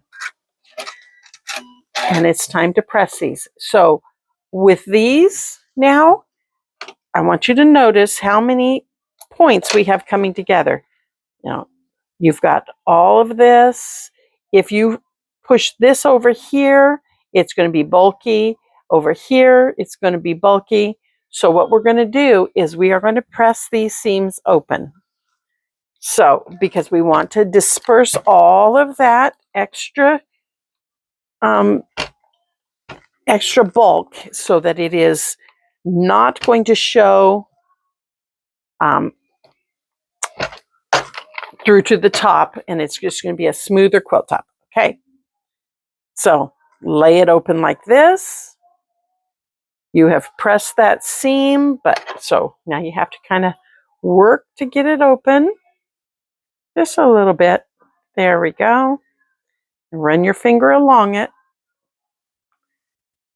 There we go. And now, again, picking up and setting down, picking up and setting down. Now, if you just slide, when you just slide, this is what happens. See how it pushes that up? So pick it up, put it down. Turn it and do the other side. I just love to run my fingers first to kind of get it where I know I want it to be so that it lays flat. That one out. There we go. Pick it up, put it down, pick it up, put it down. I'm not picking it up very far. I'm not picking it. Oops, see, I slid that one, didn't I? I didn't get it picked up far enough. I'm not picking it up so far that these have room to move. I'm just picking it up far enough that I can move it along. Okay. And then we're going to give it a top press. All right. Now, if it doesn't want to lay really smooth for you, or it kind of wants to bow up on the end while it's still hot, pick it up and put it under your wool pressing mat while you press the next one. And that's going to just help it cool down and set those seams out flat. Okay? Open it out. And press them open. Now, one of these I did a little glue on, so I'm going to have to, well, let's see if I can find that one. Because I'm going to have to remove that glue so it presses. Okay, I think this is the one right there. We're going to have to pop that glue open so it lays flat. Oh, here's the glue one. See how it wants to stick? But you just give it a little tug and it opens up.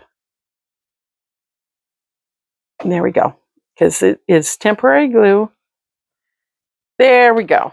And now we're going to go down, press that open, pick it up and slide it. Don't pick it up so much that that seam flips. Keep it right down where you want it. And one more, and we are done with these star blocks. You just need to press all 15 of yours out, get them nice and smooth, and ready to sew into rows. We have now got all of our pieces done, and we can sew into our rows for the quilt. All right, so now I'm going to let this one cool right under there too. Yippee, it is time to start putting them together. Look at this. Now you can lay them out on the floor, on your bed, wherever it's convenient for you to lay them out. I have them on my design wall, which is not very sticky, so you see some of them are falling down a little bit, but that's okay. Let's come over closer so you can see what we're doing here. Now you have two blocks. You have the red ones. Well, there we go. With the red in the corner, that's block one. On your pattern, it will tell you block one or block two. So the white in the corner is block two. So it's going to say one of block one, and then it wants 5 of the blue ones. They're all identical, so it doesn't matter. And then your next row will be 2 of block 2 and 4 blue ones. And just keep following it down. You're going to have block 1, block 2, block 1, block 2, block 1, block 2, all the way down. So it's very simple. And when you stand back and look at it, see if I, oop, wrong way. When you stand back and look at it, you can see the white line coming down and the red line coming down. So you can check your placement just by seeing if all of your zigzags are going in the right direction. So mine are. So what is the next step? Well, we're going to do this row by row. So I'm going to take this first piece and put it on top of the second, on top of the third, on top of the fourth, on top of the fifth, and on top of the sixth. And then I will take them to my sewing machine and start sewing them together that way. And then on the second row, I'll take 1 on top of 2, on top of 3, and you just keep going that way all the way down. So let's make the first row, okay? All right, I have the red block number 1 on top of 5 of these star blocks. So what I'm going to do, I'm going to set them off to the side, and I'm going to take the top one and put it on the left, and the next one on the right. And then I'm going to flip them together and sew them down. Okay, just like that. And I'm using my 1/4 inch seam. I'm trying to hit right at on this spot right here. Let's get real close for you. Let's see if I can get it in close. Okay, right there. You see this spot right here where the seam crosses our stripes there? We want it to be right where that seam crosses this seam. However, you want 1 stitch to the right of that so that you have your good seam allowance. Just like we did when we were piecing them. Okay, so aimed right for it. I'm watching that this corner is matched up.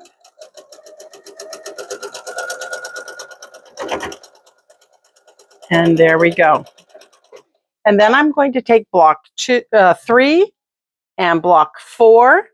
Again, always the first one goes on the left, the next one goes on the right. Doesn't really matter right now when they're all alike.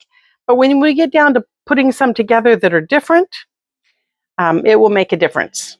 Okay. And we're going to do the very same thing. We're going to match them up. Here we're going to make sure that our seams are matching right there. We want, let me get real close so you can see it. We want to have the point of the front one to touch the point of the back one. So we need to make it sure it's right there. It is. And so this is where I like to use my little glue pen. Just put a little dollop and stick it together. And then do the same thing over here. Make sure that the tips of the white are touching, because that's going to give us our perfect little points. There we go. And we'll sew this one together. Match your top corners. These seams are already matched up, so we're not going to have any problem getting those going.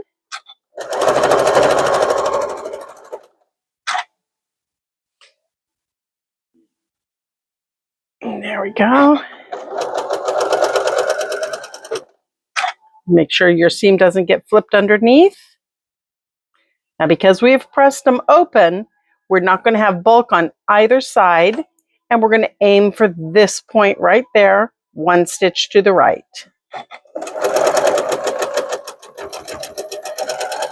Okay. And the last one, top one off the left, bottom one on the right. And here we go again. We need to make sure our seams are open. Apparently I didn't press that one open like I was supposed to. Make sure you have them open, because that's going to, otherwise you're going to have 4 layers of bulk all together, and you don't want that. Okay. And double check your point. Right there. I can't see the front one, so we need to move it up a little bit. There we go, right there. Pinch or glue that right together. And go.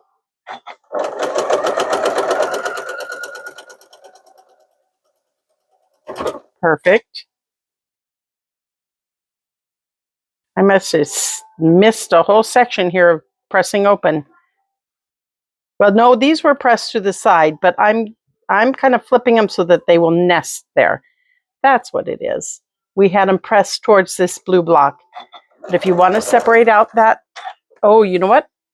I just ran out of that thread. I meant to check it before we got going. Just ran out of that bobbin thread. We knew it was coming, didn't we? Okay, here we go. See, I took a break and went to lunch and lost my brain. That's what happens. Okay. Well, look at that. I did make it right to the end.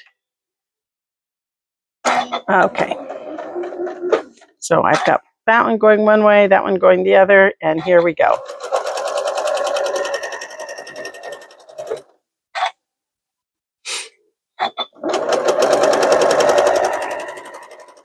Just kind of dispersing all that bulk as much as I can.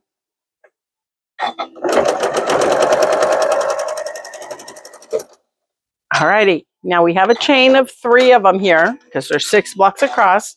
So I'm going to clip them apart and put one right on top of the other. See how I'm lifting it right in front?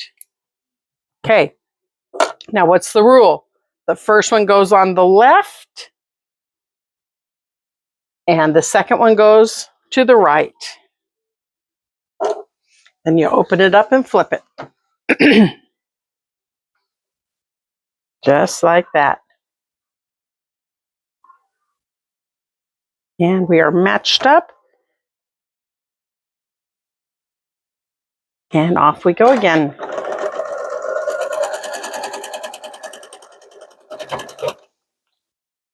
I guess we didn't check to see how well I got matched up before. We'll do that after I finish this seam, because we have to cut again after this one. So we'll stop and take a look-see.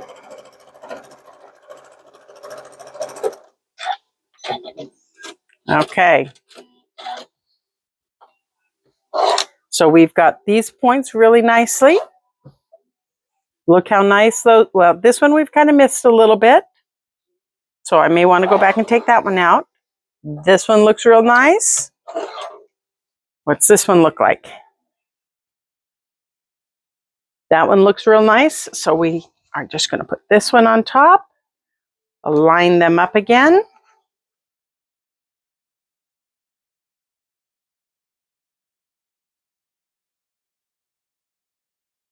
Pull it down. There we go. We got that one lined up.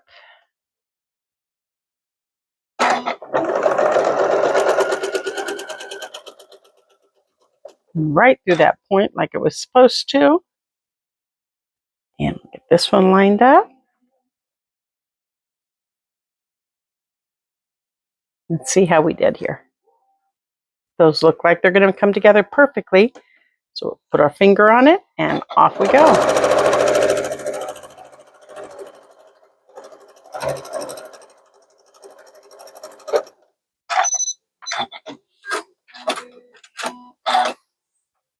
And look at that.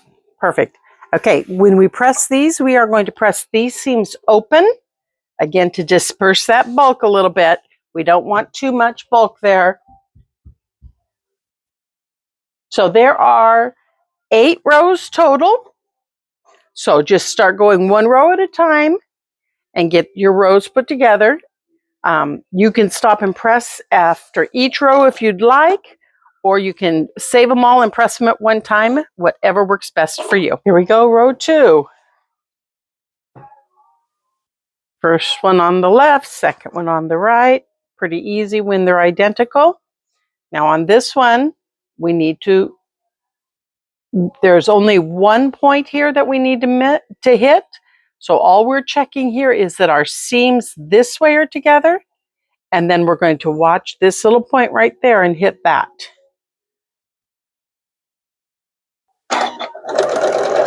So when you're sewing red and white together, they are a little bit easier because you don't have as many things to match up. Okay, did you see it get folded up there? So stop and adjust that seam and keep going. Now we're back to number 3 and number 4. Let's see if we can get these lined up nicely here.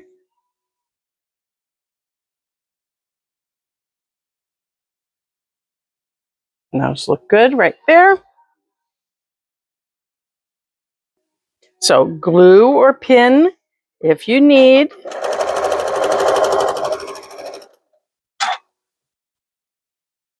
And it will help you from having to take anything out. Okay. Sure this one is, well, let's get through this one before I start fiddling with that one. Okay.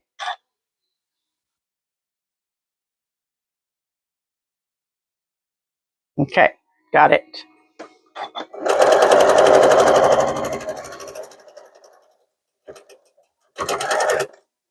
Alrighty, and one more set of blue. Top one on the left, bottom one on the right. Flip and go.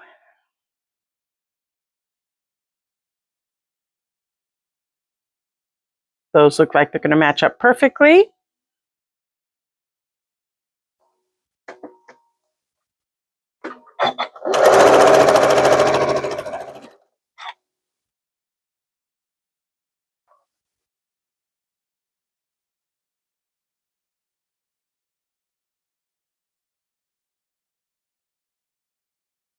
Okay, those are together and down we go.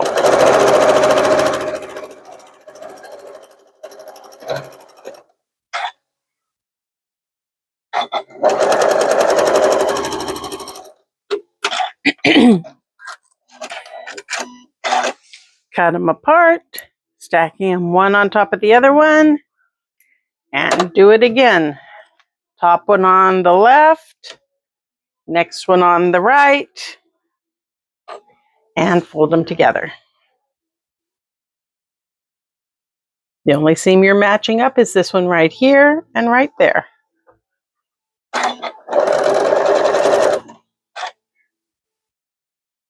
And we are just counting on the fact that we've got our seams right everywhere else, and so they're going to just lay the way we want them to.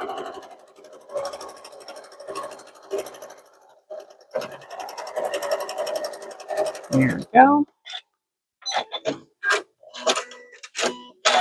On the left, add one to the right.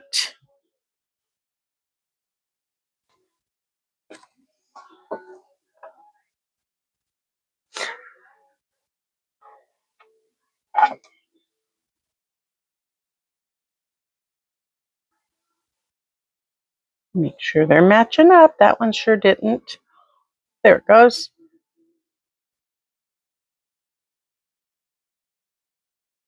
And off we go again. Do that one. Line this one up. It's just a lot of repetitive action now. You got the system. You're going to just do this for, I think you only have 6 more rows now. 4, yep, only 6 more. I'm not gonna show you the next 6. You just do them, and then once you have them all done and laid back out, we'll get together again and start sewing our rows together. Well, no, we'll get together and we will talk about pressing, and then we'll sew our rows together. Before we start sewing these together, I want to show you a little trick with your blue ones here. So if you look, you have 2 side seams that are pressed out. Those were the last ones we did, right? And then you have 2 seams that are pressed open. So if you sew them together like this, then you have a lot of bulk here in these corners. So if you turn to where you have one with the seams open going vertically and one going horizontally, and the next one vertically and horizontally, that will reduce the amount of bulk right here in this seam, and it will make it easier to get nice points. Now, the other thing I want to show you is to make your points, you can either use your glue stick. You're going to match up your seams right there, but the important thing is to match the white points. So in order to do that, take a needle and put it right at the top of the white point. See right there? Right at the top of the white point. And then take that same pin and put it to the top of the next white point. Okay? Now, I don't want you doing this and pinning it because that's going to tweak it a little bit. So this is where you're either going to open it out and put a little dollop of glue right there to hold them together, or you're going to use a pin, another pin or a clip. So you can use clips like that, it's going to hold it, or not this pin because that's keeping them together. You take another pin and put it on each side like that. And that will keep that point exactly where you want it to be. And then you can take this one out. And then as you're sewing, you're going to go right one stitch from this intersection, one stitch to the outside of that intersection, so that you have a nice sharp white point on the other side. So let's do that again. We're going to start with one pin going through the very point of your white. See how it's right there at the very point of the white. And then take that same pin and put it through the point of the bottom white one. Okay. And then just kind of work it around to where they're standing right on top of each other. Okay. This time I'm going to put a clip, and I'll just put a clip right before it. If you want, you can put one right after, but I don't feel the need to have two. What I want to do with this clip, first of all, is keep it in the right place, but also I want to clip that back seam down so that it doesn't get flipped in the machine. So either way you do it works fine. I love my glue stick too. So either way, we're going to be pressing this seam open. So sometimes the glue stick makes it a little bit difficult to do that, but it's still possible.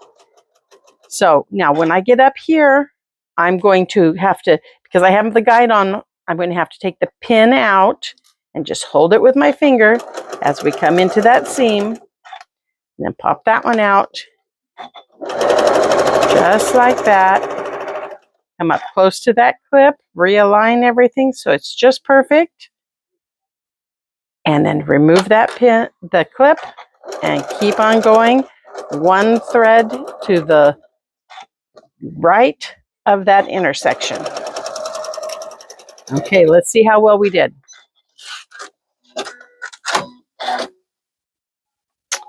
Look at there. My points are coming together. My seams are even on the top and the bottom. Beautiful. So I have my two stars together using either pins or clips to get that point just where you want it to be. Okay, so I've got my row sewn together. This is my bottom row. So what I'm going to do is I'm going to turn it over, and I am going to press these seams open right down the center. Now, because I turned it over, it's not in the right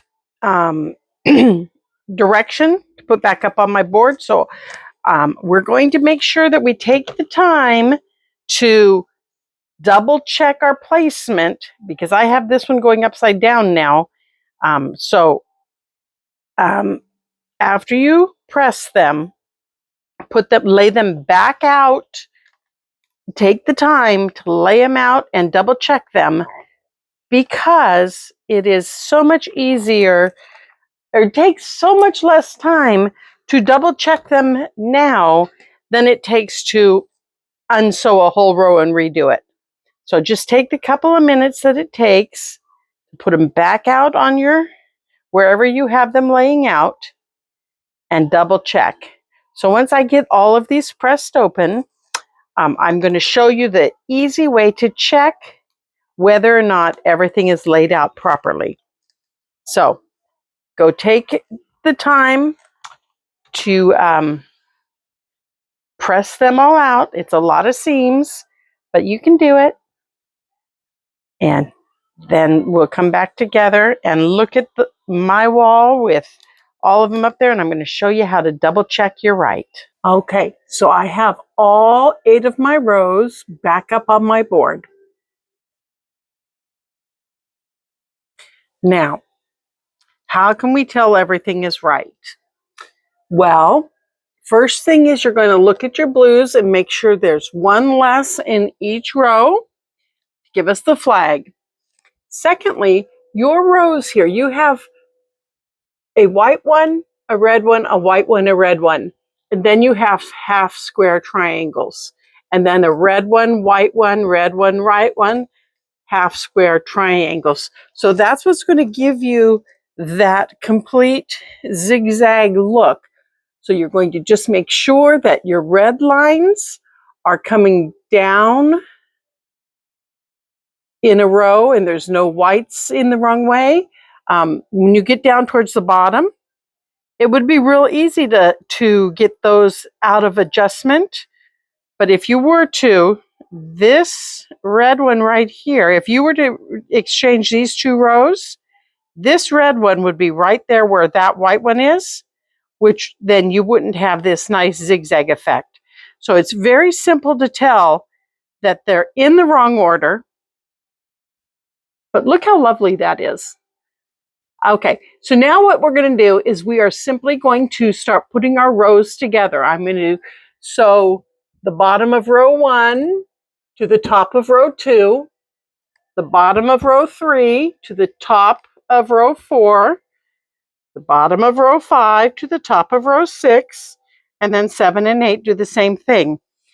And then I will put them together into rows of 4. Then I will take the bottom of row 2 and hook it to the top of row 3. So that would give me these 4 rows all together, and then do the same down there, and then one last seam in the middle. Okay, and then when we get those sewn together, we're again going to press our seams open. Okay, so I have rows 1 and 2 here. We're going to make sure we are matching up our seams well, and then put a clip or however you like to secure them. Here we go here. Make sure that they're nice and together. And this is our spot we're going to hit right there. So I'm only going to do the seams between the blocks. I'm not going to worry about the other ones. We will cross that bridge when we get to them. I'm going to pin the ones between the blocks, and they are all pressed open. So, and there really is not much to match up there other than to make sure the seams are nice. This one we're going to have to match 2 different points there, so we want to make sure. Oh, no, that's not the seam we want. Here we go, sorry. We'll get to that one when we sew. There we go.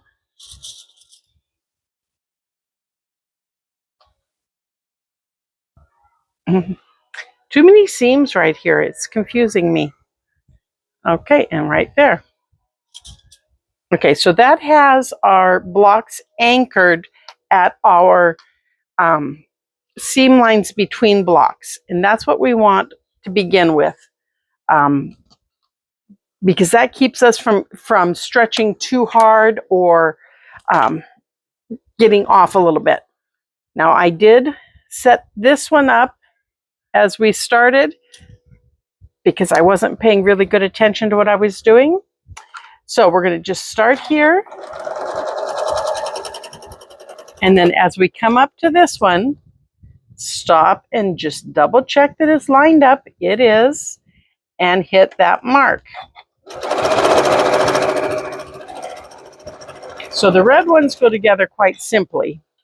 Now when we get into the blues, we're going to have to do some other checking and adjusting.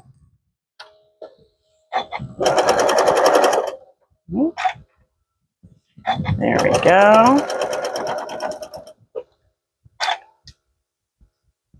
Okay, so we only have this one to match up. The rest of these are going to things that don't have a seam underneath them. So we're just going to hit our marks, make sure they're together, and then hit our little marks that we like. So we have perfect points.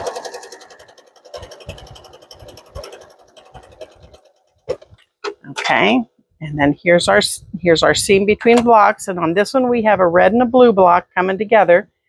So we just want to make sure they're right.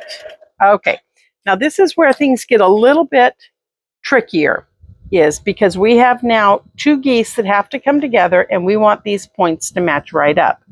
So like we did before, match up your white, and if you have trouble doing this on the fly, do it before you get started. Match up that point, sew up to it and through it, and stop and match up the next one. Or like I say, if you want to do it ahead of time, do it when you're putting in these pins, do it then. Okay. And that one is good. And you have one less blue one every row you go down. So it does get easier. This one has the most blues in it. The next one will only have 2 and 3, I think. Yep, 2 and 3. So that'll be a few less that you have to match up. Ooh, those match up nicely. There we go. And this one right here, let's get it before we move on. Okay. So you can do the pins like we did before if that helped you be really successful matching them up. You do that. But if you're confident and you feel like you can do it this way, you can do it this way. That was very profound, wasn't it? If you feel you can do it this way, you can do it this way. Well, nobody said I was an orator. Okay, here we go. Almost done.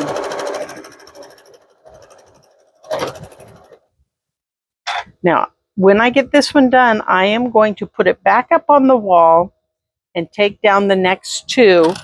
Again, I don't want to get them out of order because then I'm just having to figure it out again. Okay, and the last one.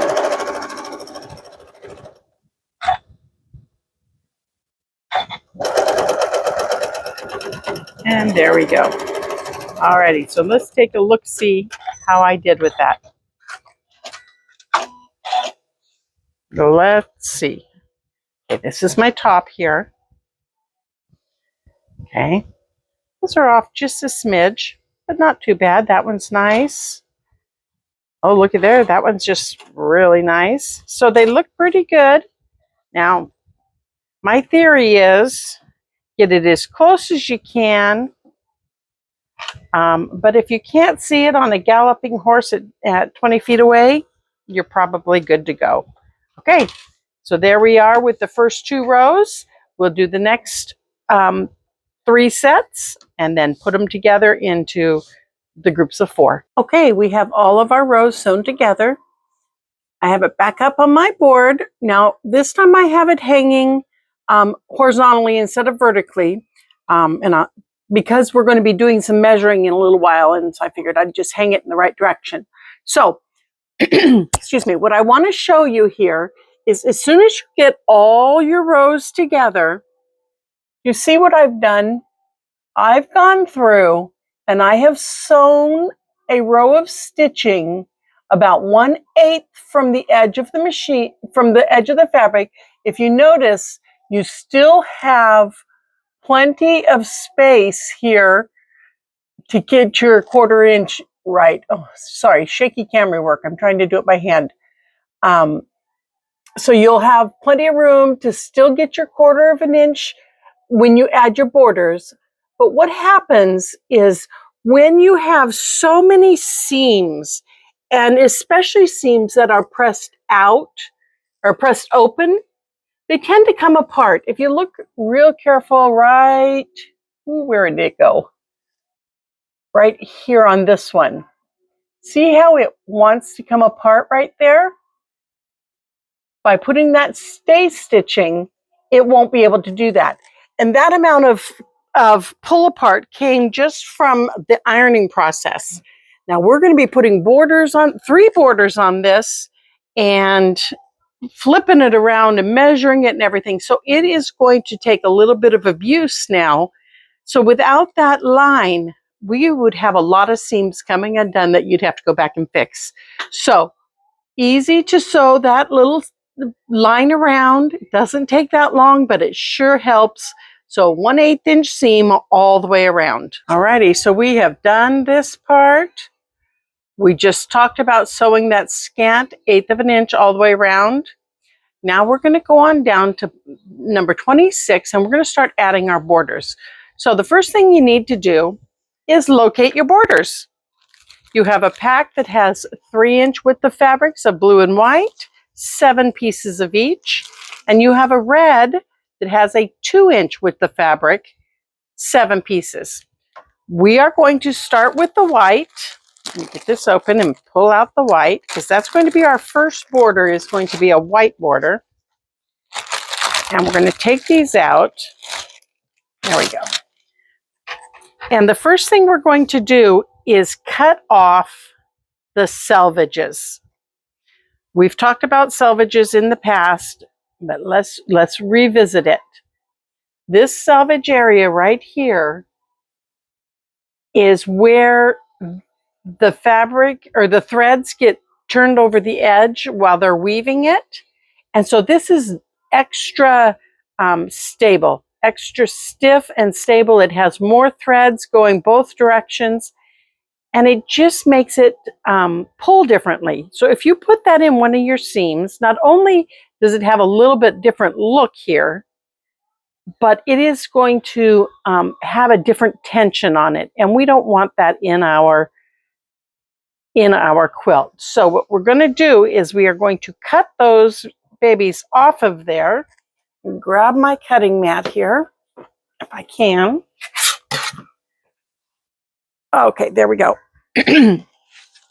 Just stack them up nice and neat and cut off all the way. It's hard to see it on the white ones. Let's see if we can see it better on the blue ones. Okay, see how there's the white, then there's the dots. Well, and on our white one, we have just about 1/8 of an inch beyond that that is uncolored, that doesn't have the print on it. So cut about 1/8 of an inch past the dots so you're sure you've gotten all your different pieces. We don't want any of that seam showing when we sew our seams together. So I hope that makes sense. So just lay them out nice and neat and straight. And you're going to have to cut them off of both ends. Use your ruler to get a straight seam across the bottom. And just cut them down, just like that. Now we have, these are 2 strips with clean ends. We still have 5 more to go. We still are going to have plenty of fabric here. This is not counted in your fabrics. When it says WOF, that means width of fabric, and that is taking into consideration having to cut off selvages. So typically the fabric, sorry, I'm trying to get it open. There we go. Typically the fabric is somewhere between 42 and 43 inches wide. And then with cutting this off, so when we are figuring how much fabric you need, we figure it at 41 inches. So we're sure you have ample to do everything you need. So depending on the manufacturer of your different fabrics that you purchase, it may be a little bit more or a little bit less than 41 inches. But if you figure 41, you're in pretty good shape to know you're going to have what you need. Okay, so we've got those trimmed up. And then we're just going to sew them together, all 7 of them together end to end. The reason we're going to do that is because we need long strips for our borders. We are going to have 4 white borders. 2 are longer than the others. And if we just sew them together in 2s, we're going to end up with a lot of little pieces. So this way, just make 1 long strip and then just start cutting off of it. Make sure you get your right sides together. And you're just going to sew it with a 1/4 of an inch seam. So you do not need to do a diagonal seam like you do on your bindings. This is just a straight seam. just like that. Then I take the top one and flip it over, because now I know I have the right side up again. Put all the extras in my lap and pick it up, right sides together, and sew.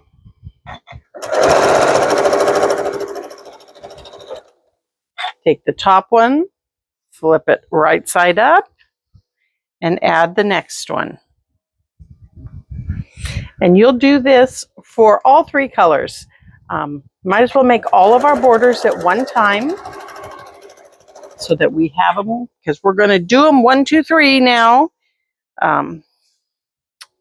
so that we can be done. I get excited when we get to this point. How are you feeling about the process? Are you feeling like you can master this? I think you can. I think you've learned a couple new things this time. And so if you have any questions, you know to reach out. And we will see what we can do about answering those questions for you. Okay, this is the last one. And then I'm just going to go on and do the blue ones and the red ones too. First, I'll trim off the selvages. I'm just going to keep chain piecing right along here. And so we'll see you when I get them all pieced. Okay, I have them all sewn. And I have just this big line of them that I'm going to set off to the side. And I don't like searching for these folds or these seams to press. So I press as I clip. Clip it and press it to one side. It does. You can press it open if that's what you prefer. I prefer one side, so that's what I'm going to do. The pattern does not specify, so you do what you're comfortable with. But I'm just doing it as I snip them apart, so I don't have to go back through all of these. Let's see, we have 7 strips here. So what's 7 times 4? 280 inches worth of border here. I don't want to wade through that much of it to find the next spot. So I just clip and press and clip and press. And that way I know I'm getting them all.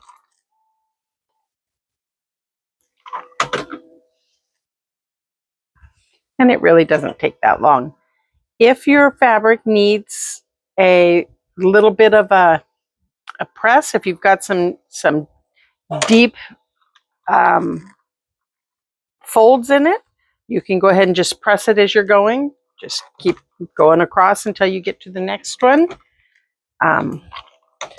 This is not really that wrinkled, so I'm not worried about it. Get over here, clip this one. I'm almost to the red. So there will be 6 seams in each of these. So, okay, so I have the blue one done, and I'm just going to set it aside at this point until that's our 3rd border, so we're not ready for it yet. Okay, let's go with the reds. Clip and press.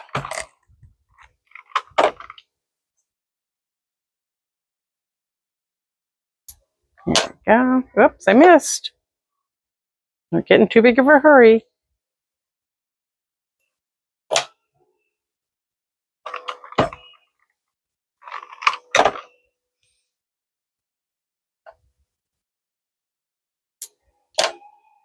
There we go. I know I talk about them a lot, but this is another reason why I love these little snips, because it doesn't matter how I pick them up. If I pick them up with the point down, they still clip. If I pick them up with the point up, they still clip. If I pick them up with my left hand, they still clip. They are just fabulous little thread clippers. Okay. we're through the red. So we just have the white ones to do. And the white ones are going to be the first ones on, so we need this one ready.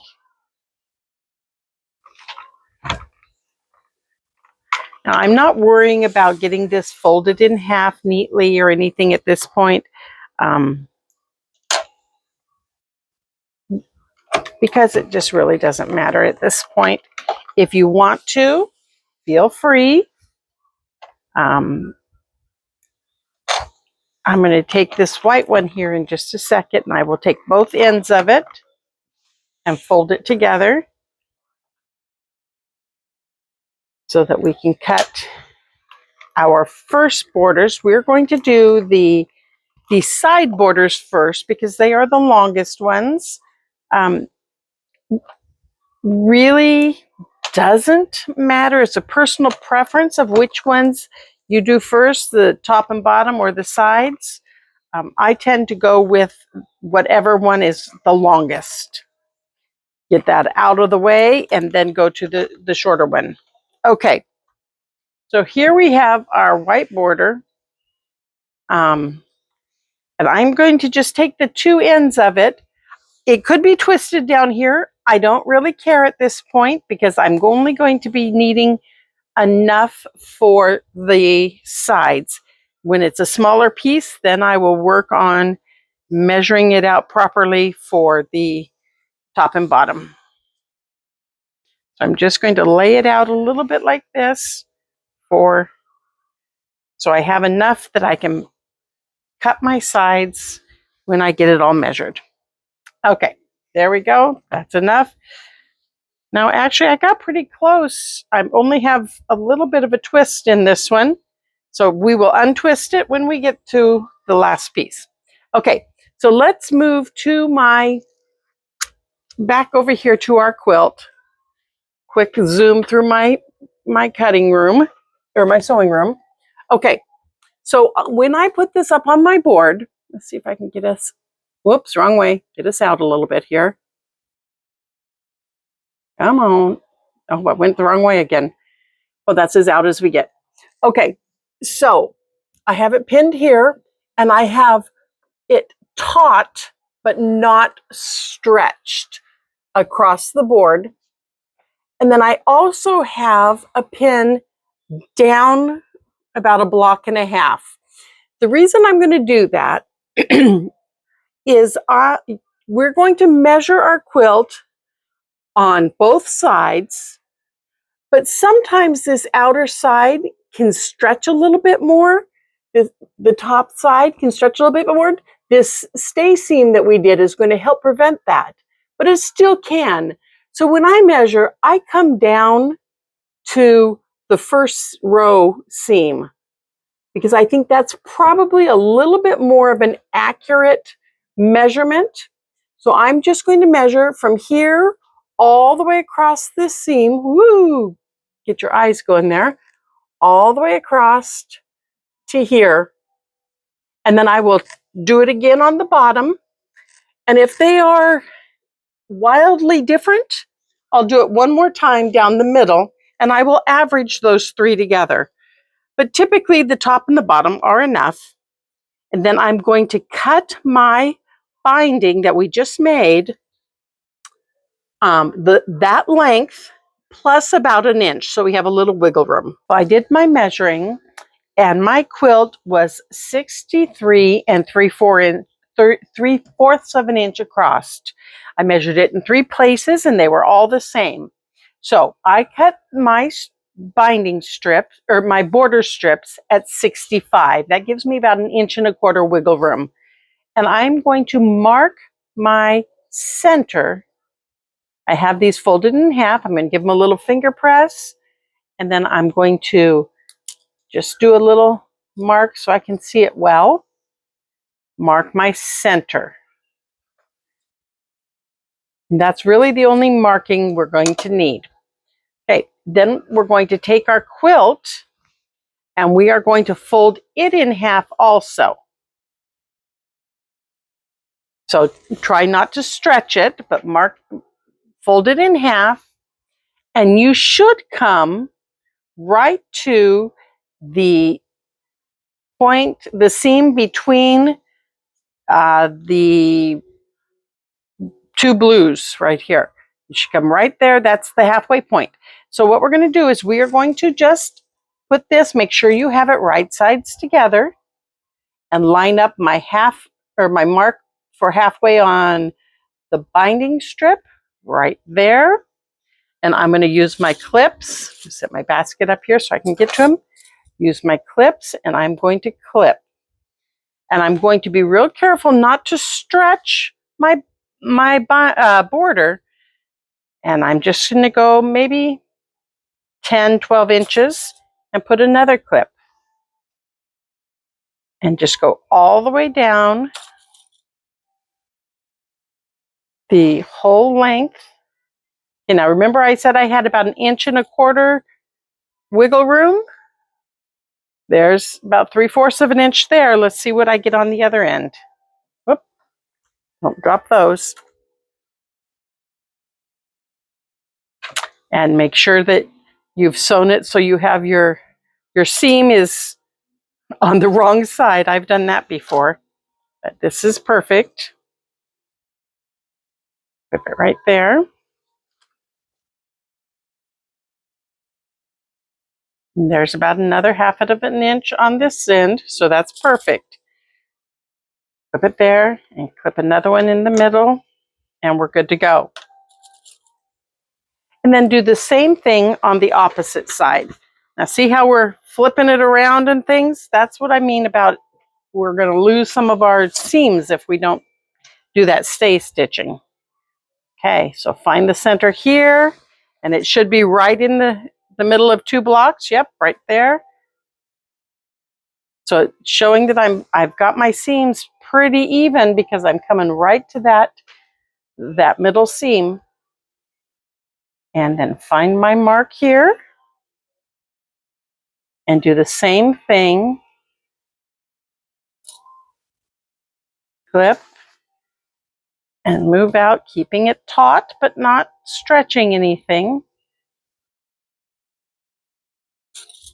And put another clip.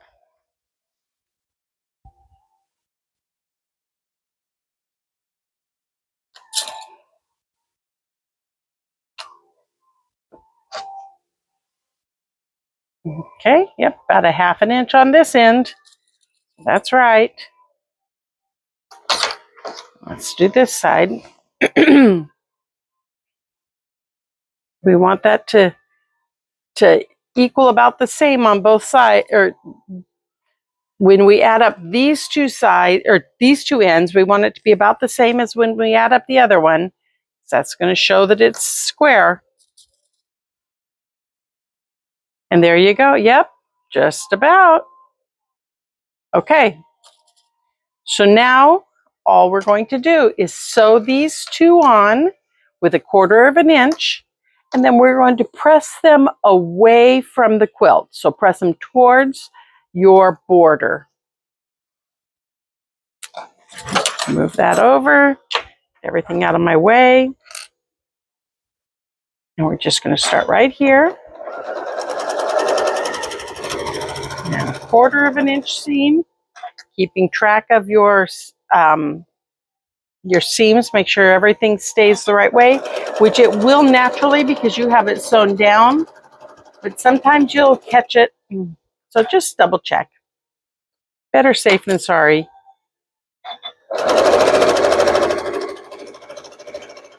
And we're still trying to hit our points. You can kind of see the red through, so you can see a point here. We could have turned it over and sewed it from the other side. That would have been fine too. Either way. And we're just keeping enough tension on it that nothing gets pulled ahead.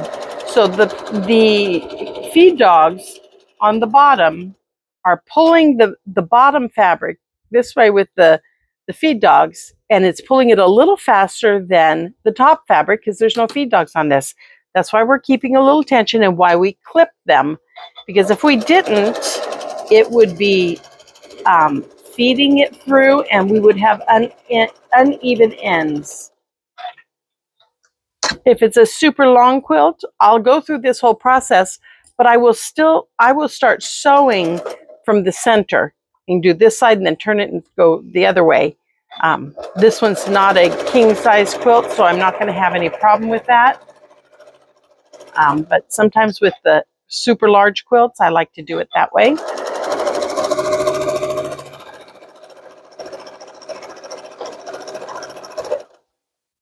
Okay. We are almost done. You see how fast these borders go on.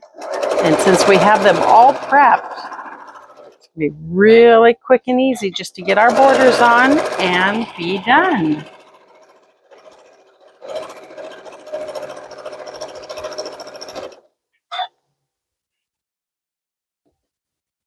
Okay.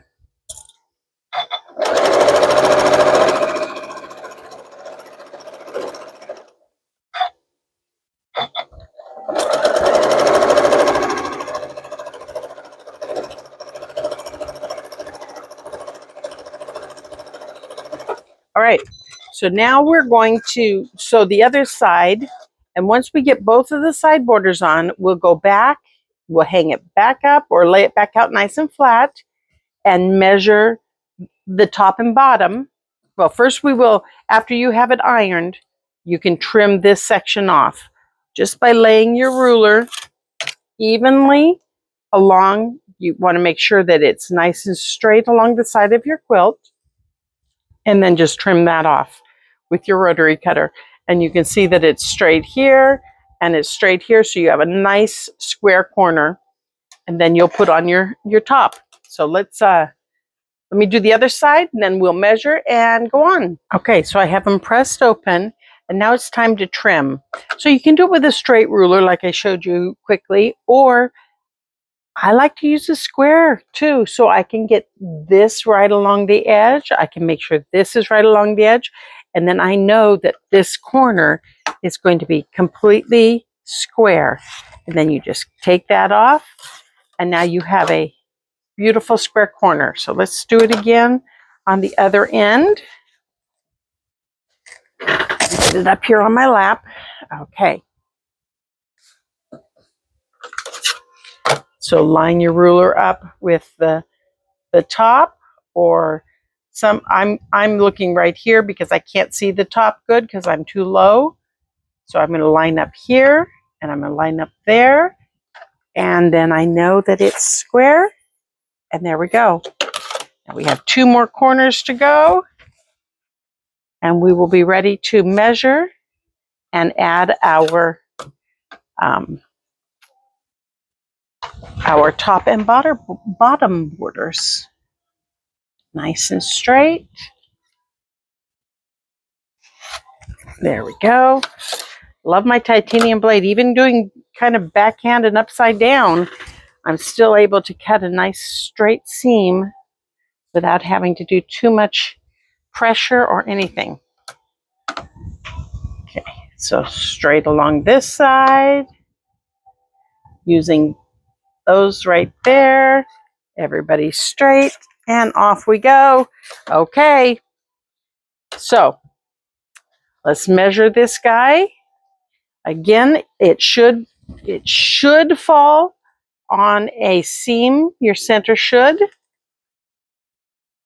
Let me see, I'm folding it. Yes, it does. It falls right on a seam, so that's going to be your center point right there, right on that seam. So measure this in a couple of places, then cut 2 borders, and we'll pin them on just like we did before. Ready, I measured mine, and it measured at 53 inches wide. So I cut mine at 54 inches. That should give me about a ½ an inch wiggle room on each end. We're going to just go through the same process. Clip it on. Now this one's a little shorter, so I'm going to clip there, and then I'm going to just kind of stretch it out a little bit, but not too tight. Right there. And We don't need near as many clips this time because it's a shorter one. Okay, and then do the other side.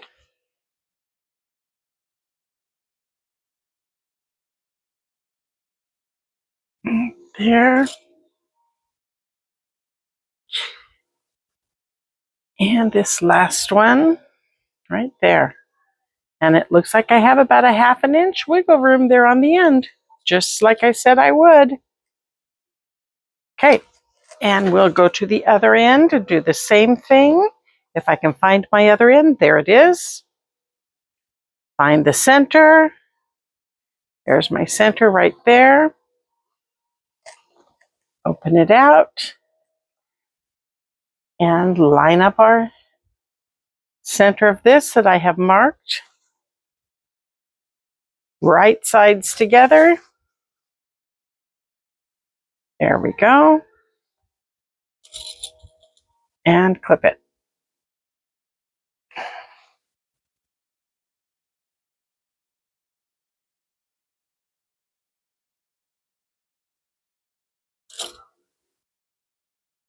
So when I cut this one, I still had ample white fabric left in my strip, which, you know, it told us to be careful not to cut too much because you'll run out. Well, that is true for perhaps the blue strip, because by the time we put on the white and then the red, we will be using more fabric out of the other ones. So this white one, we have a little wiggle room with the width of our strips, but we'll have to be a little more cautious with the red and the blue. I think the red won't be too much of an issue, but the blue, we're going to have to be pretty careful that we cut accurately and be a little bit cautious. Okay, there we go. Time to sew them down. Okay, so when I'm trying to sew something big like this, I tend to throw most of the quilt off to the left-hand side of my machine and just I have some of it in my lap, the bulk of it up here on the left, so that there's no pull. We don't want it straining against the needle because that's when the fabric gets stretched. So just carefully try not to have too much pull on it. And sew right down that side. And when you get to an area where it's starting to pull here on the side, stop and adjust.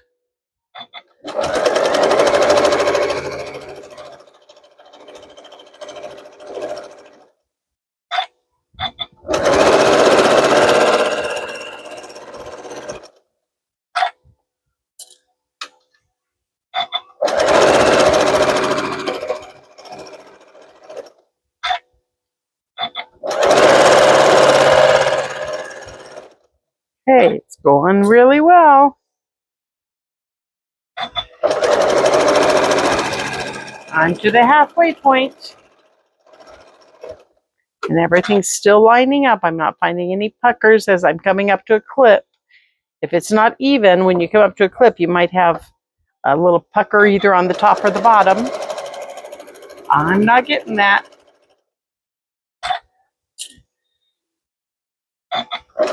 So everything is working the way it should be.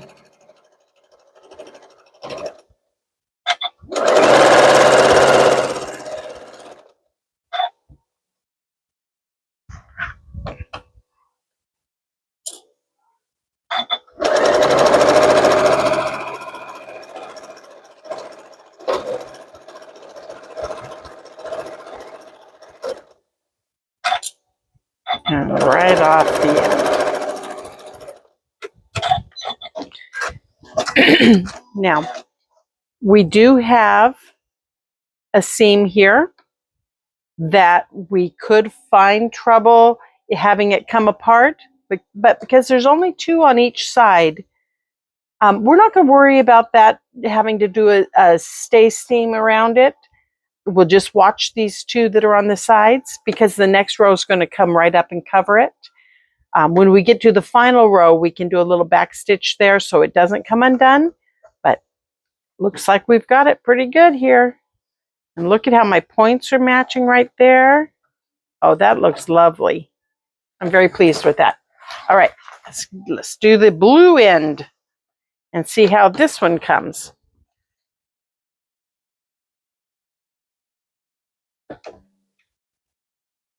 Okay.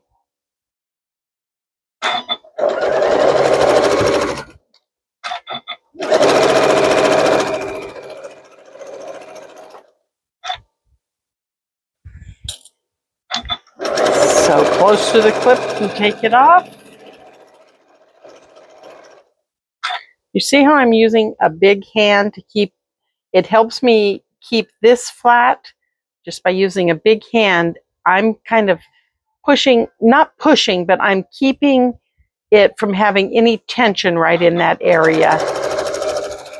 I am not pushing the fabric through the machine. I'm just making sure there's no drag out here that will affect the needle here.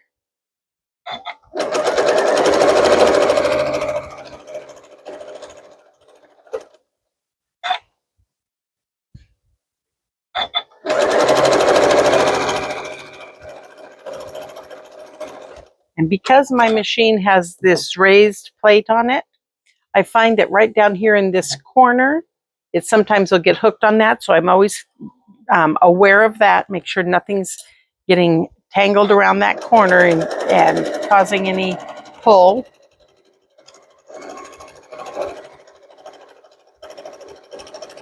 And these are all things that will become second nature after you've done a quilt or 2 or 12 or 14. Whatever your learning curve is.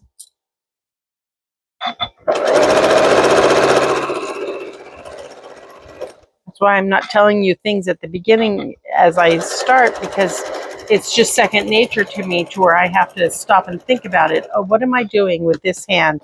Oh, let me explain what that is. So if you ever have a question, make sure you reach out.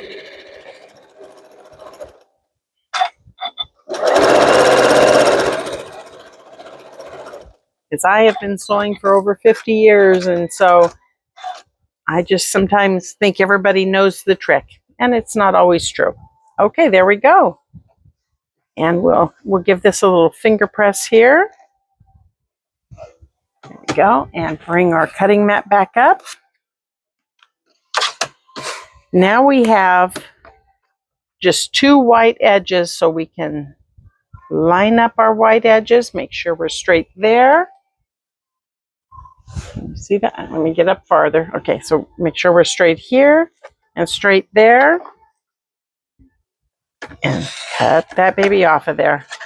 Look at that. Oh, and a thread there. Okay, so there's one.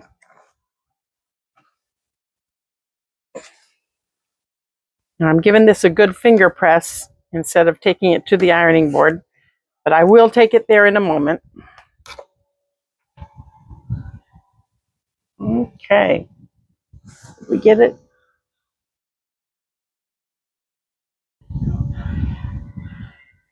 Okay, it comes straight. There we go. And we'll do the other side too. I'm getting excited here.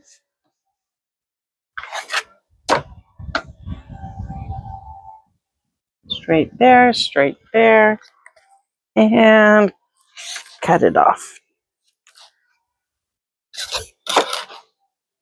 And the final one. Now we're going to go through this very same process. We will measure in 3 places. We will average it, cut our strips with an inch or so extra, match the centers, sew them on, trim off your edges, and then go on to the next one, pressing everything out. And so we'll do that for the red one, And then for the blue one. Doesn't that just look fabulous? Look at those borders. They look fabulous. It just makes the whole thing stand out so nicely.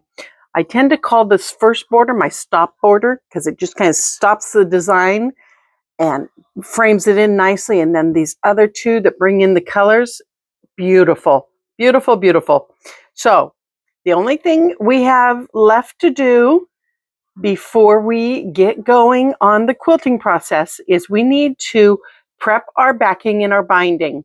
So we're going to first do our binding. So I'm going to come back over here to my sewing machine. Hopefully do this without bouncing you around too much, hooking it to my machine here. Okay, there we go. So you have this pack of binding strips. There are 8 strips in there, which will be ample to get all the way around this quilt. Let's take them out. Now, you do need to have your selvages gone when you're using a binding strip. You don't want to have any selvages showing. However, I leave them on at this point because I'm going to use them for my placement. So I'm going to take my first piece and I'm going to lay it face up.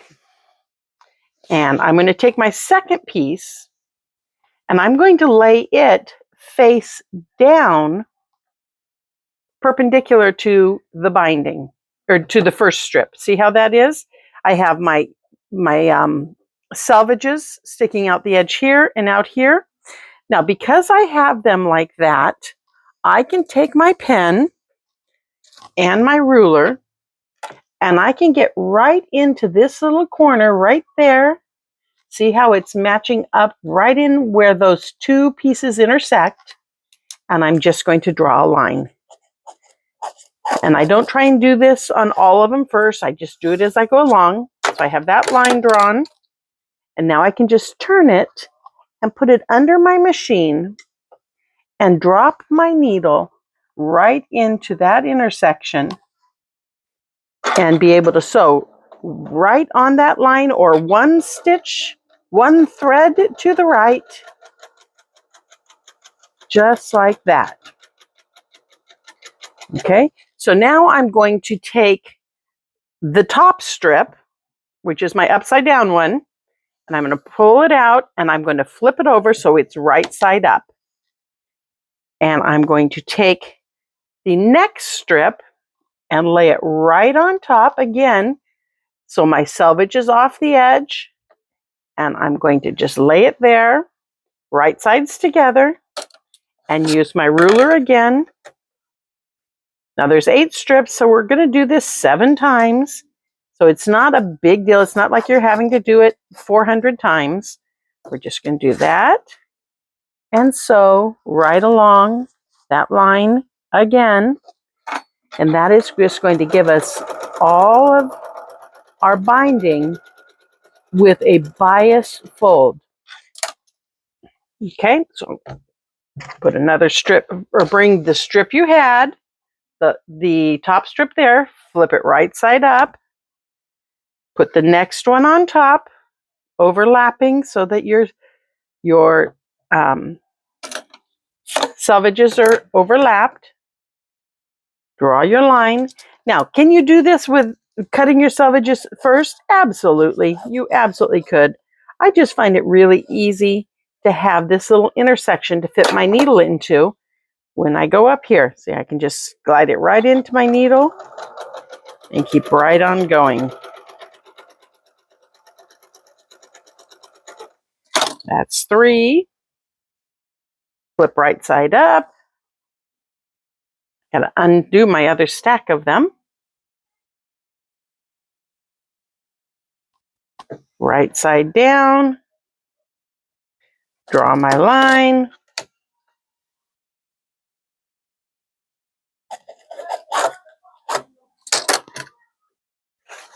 Just slide my ruler off of it and fit it right under. And go right on the line or one thread to the right. Flip it right side up. And I say that out loud every time when I'm doing it, just to remind me, because when I am binding my quilt, there will become a point where I'm going to have to do this with it already on the quilt, and it just kind of helps me remember the proper way to do it. I say to myself, right side up, wrong side down. Okay, we're almost there. And when you come to quilting and you get it all on, I do have a video on my my binding page that shows how to close up this binding once you have it all the way around. So look on the Fabric Hut page and find the one that I think it is putting binding on. Let me think. What did I call it? I think it's putting binding on the front and hand stitching to the back. Okay, this is our last one.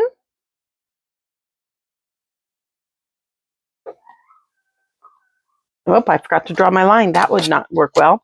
Although when you get really confident, you can do this without drawing a line. I like the line. The other thing I've done is, if you see right here, there's a line on my machine. I can use that line. See how it hits right into that little groove too? Right into the little intersection? Come on, baby, get up there. I can use that line if I don't want to take the time to draw the line and just guide that intersection right up that line. It is just straight down from my needle, so it works real well. Okay, and then we're going to just take our scissors and snip them apart. And then when you do this, you can just cut with your scissors 1/4 of an inch right there. And you can finger press this open if you'd like. When you are folding your binding in half, you can press it open then too. So I often just wait and get it all at one time when I'm pressing my binding in half.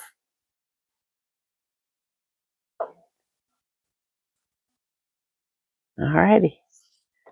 So once you get all these done, you're going to take them to your ironing station. And at this point, I do cut off this final piece of selvage because I don't want to accidentally forget. And you're just going to take it and press them in half, wrong sides together, the entire length of your strip. Okay, so that is the Reader's Digest version of piecing your binding. These are 2.5-inch strips, which is a pretty average size. I will sometimes use it if it's a small piece and I don't, a small piece meaning a wall hanging or something small like that. I will sometimes cut mine 2 1/4 just so it's a little bit finer proportionally to the small piece of artwork that I've made. But 2.5 is great for bed quilts. You need the 2.5 if you're using something like fleece or something heavier on the back, because it gives you a little more wiggle room. But there you go. That is piecing your binding. Right there. Last one. Well, nope, not last one. Here's the last one. I hope that helped. All right. Well, we have our binding ready to go. So let's get our backing ready so we can get this baby quilted up. So on the back of your pattern, there is this little gold box here, a little QR code. And if you use your phone and read that little QR code, it is going to take you to a video of how to piece your backings. It's a wonderful video.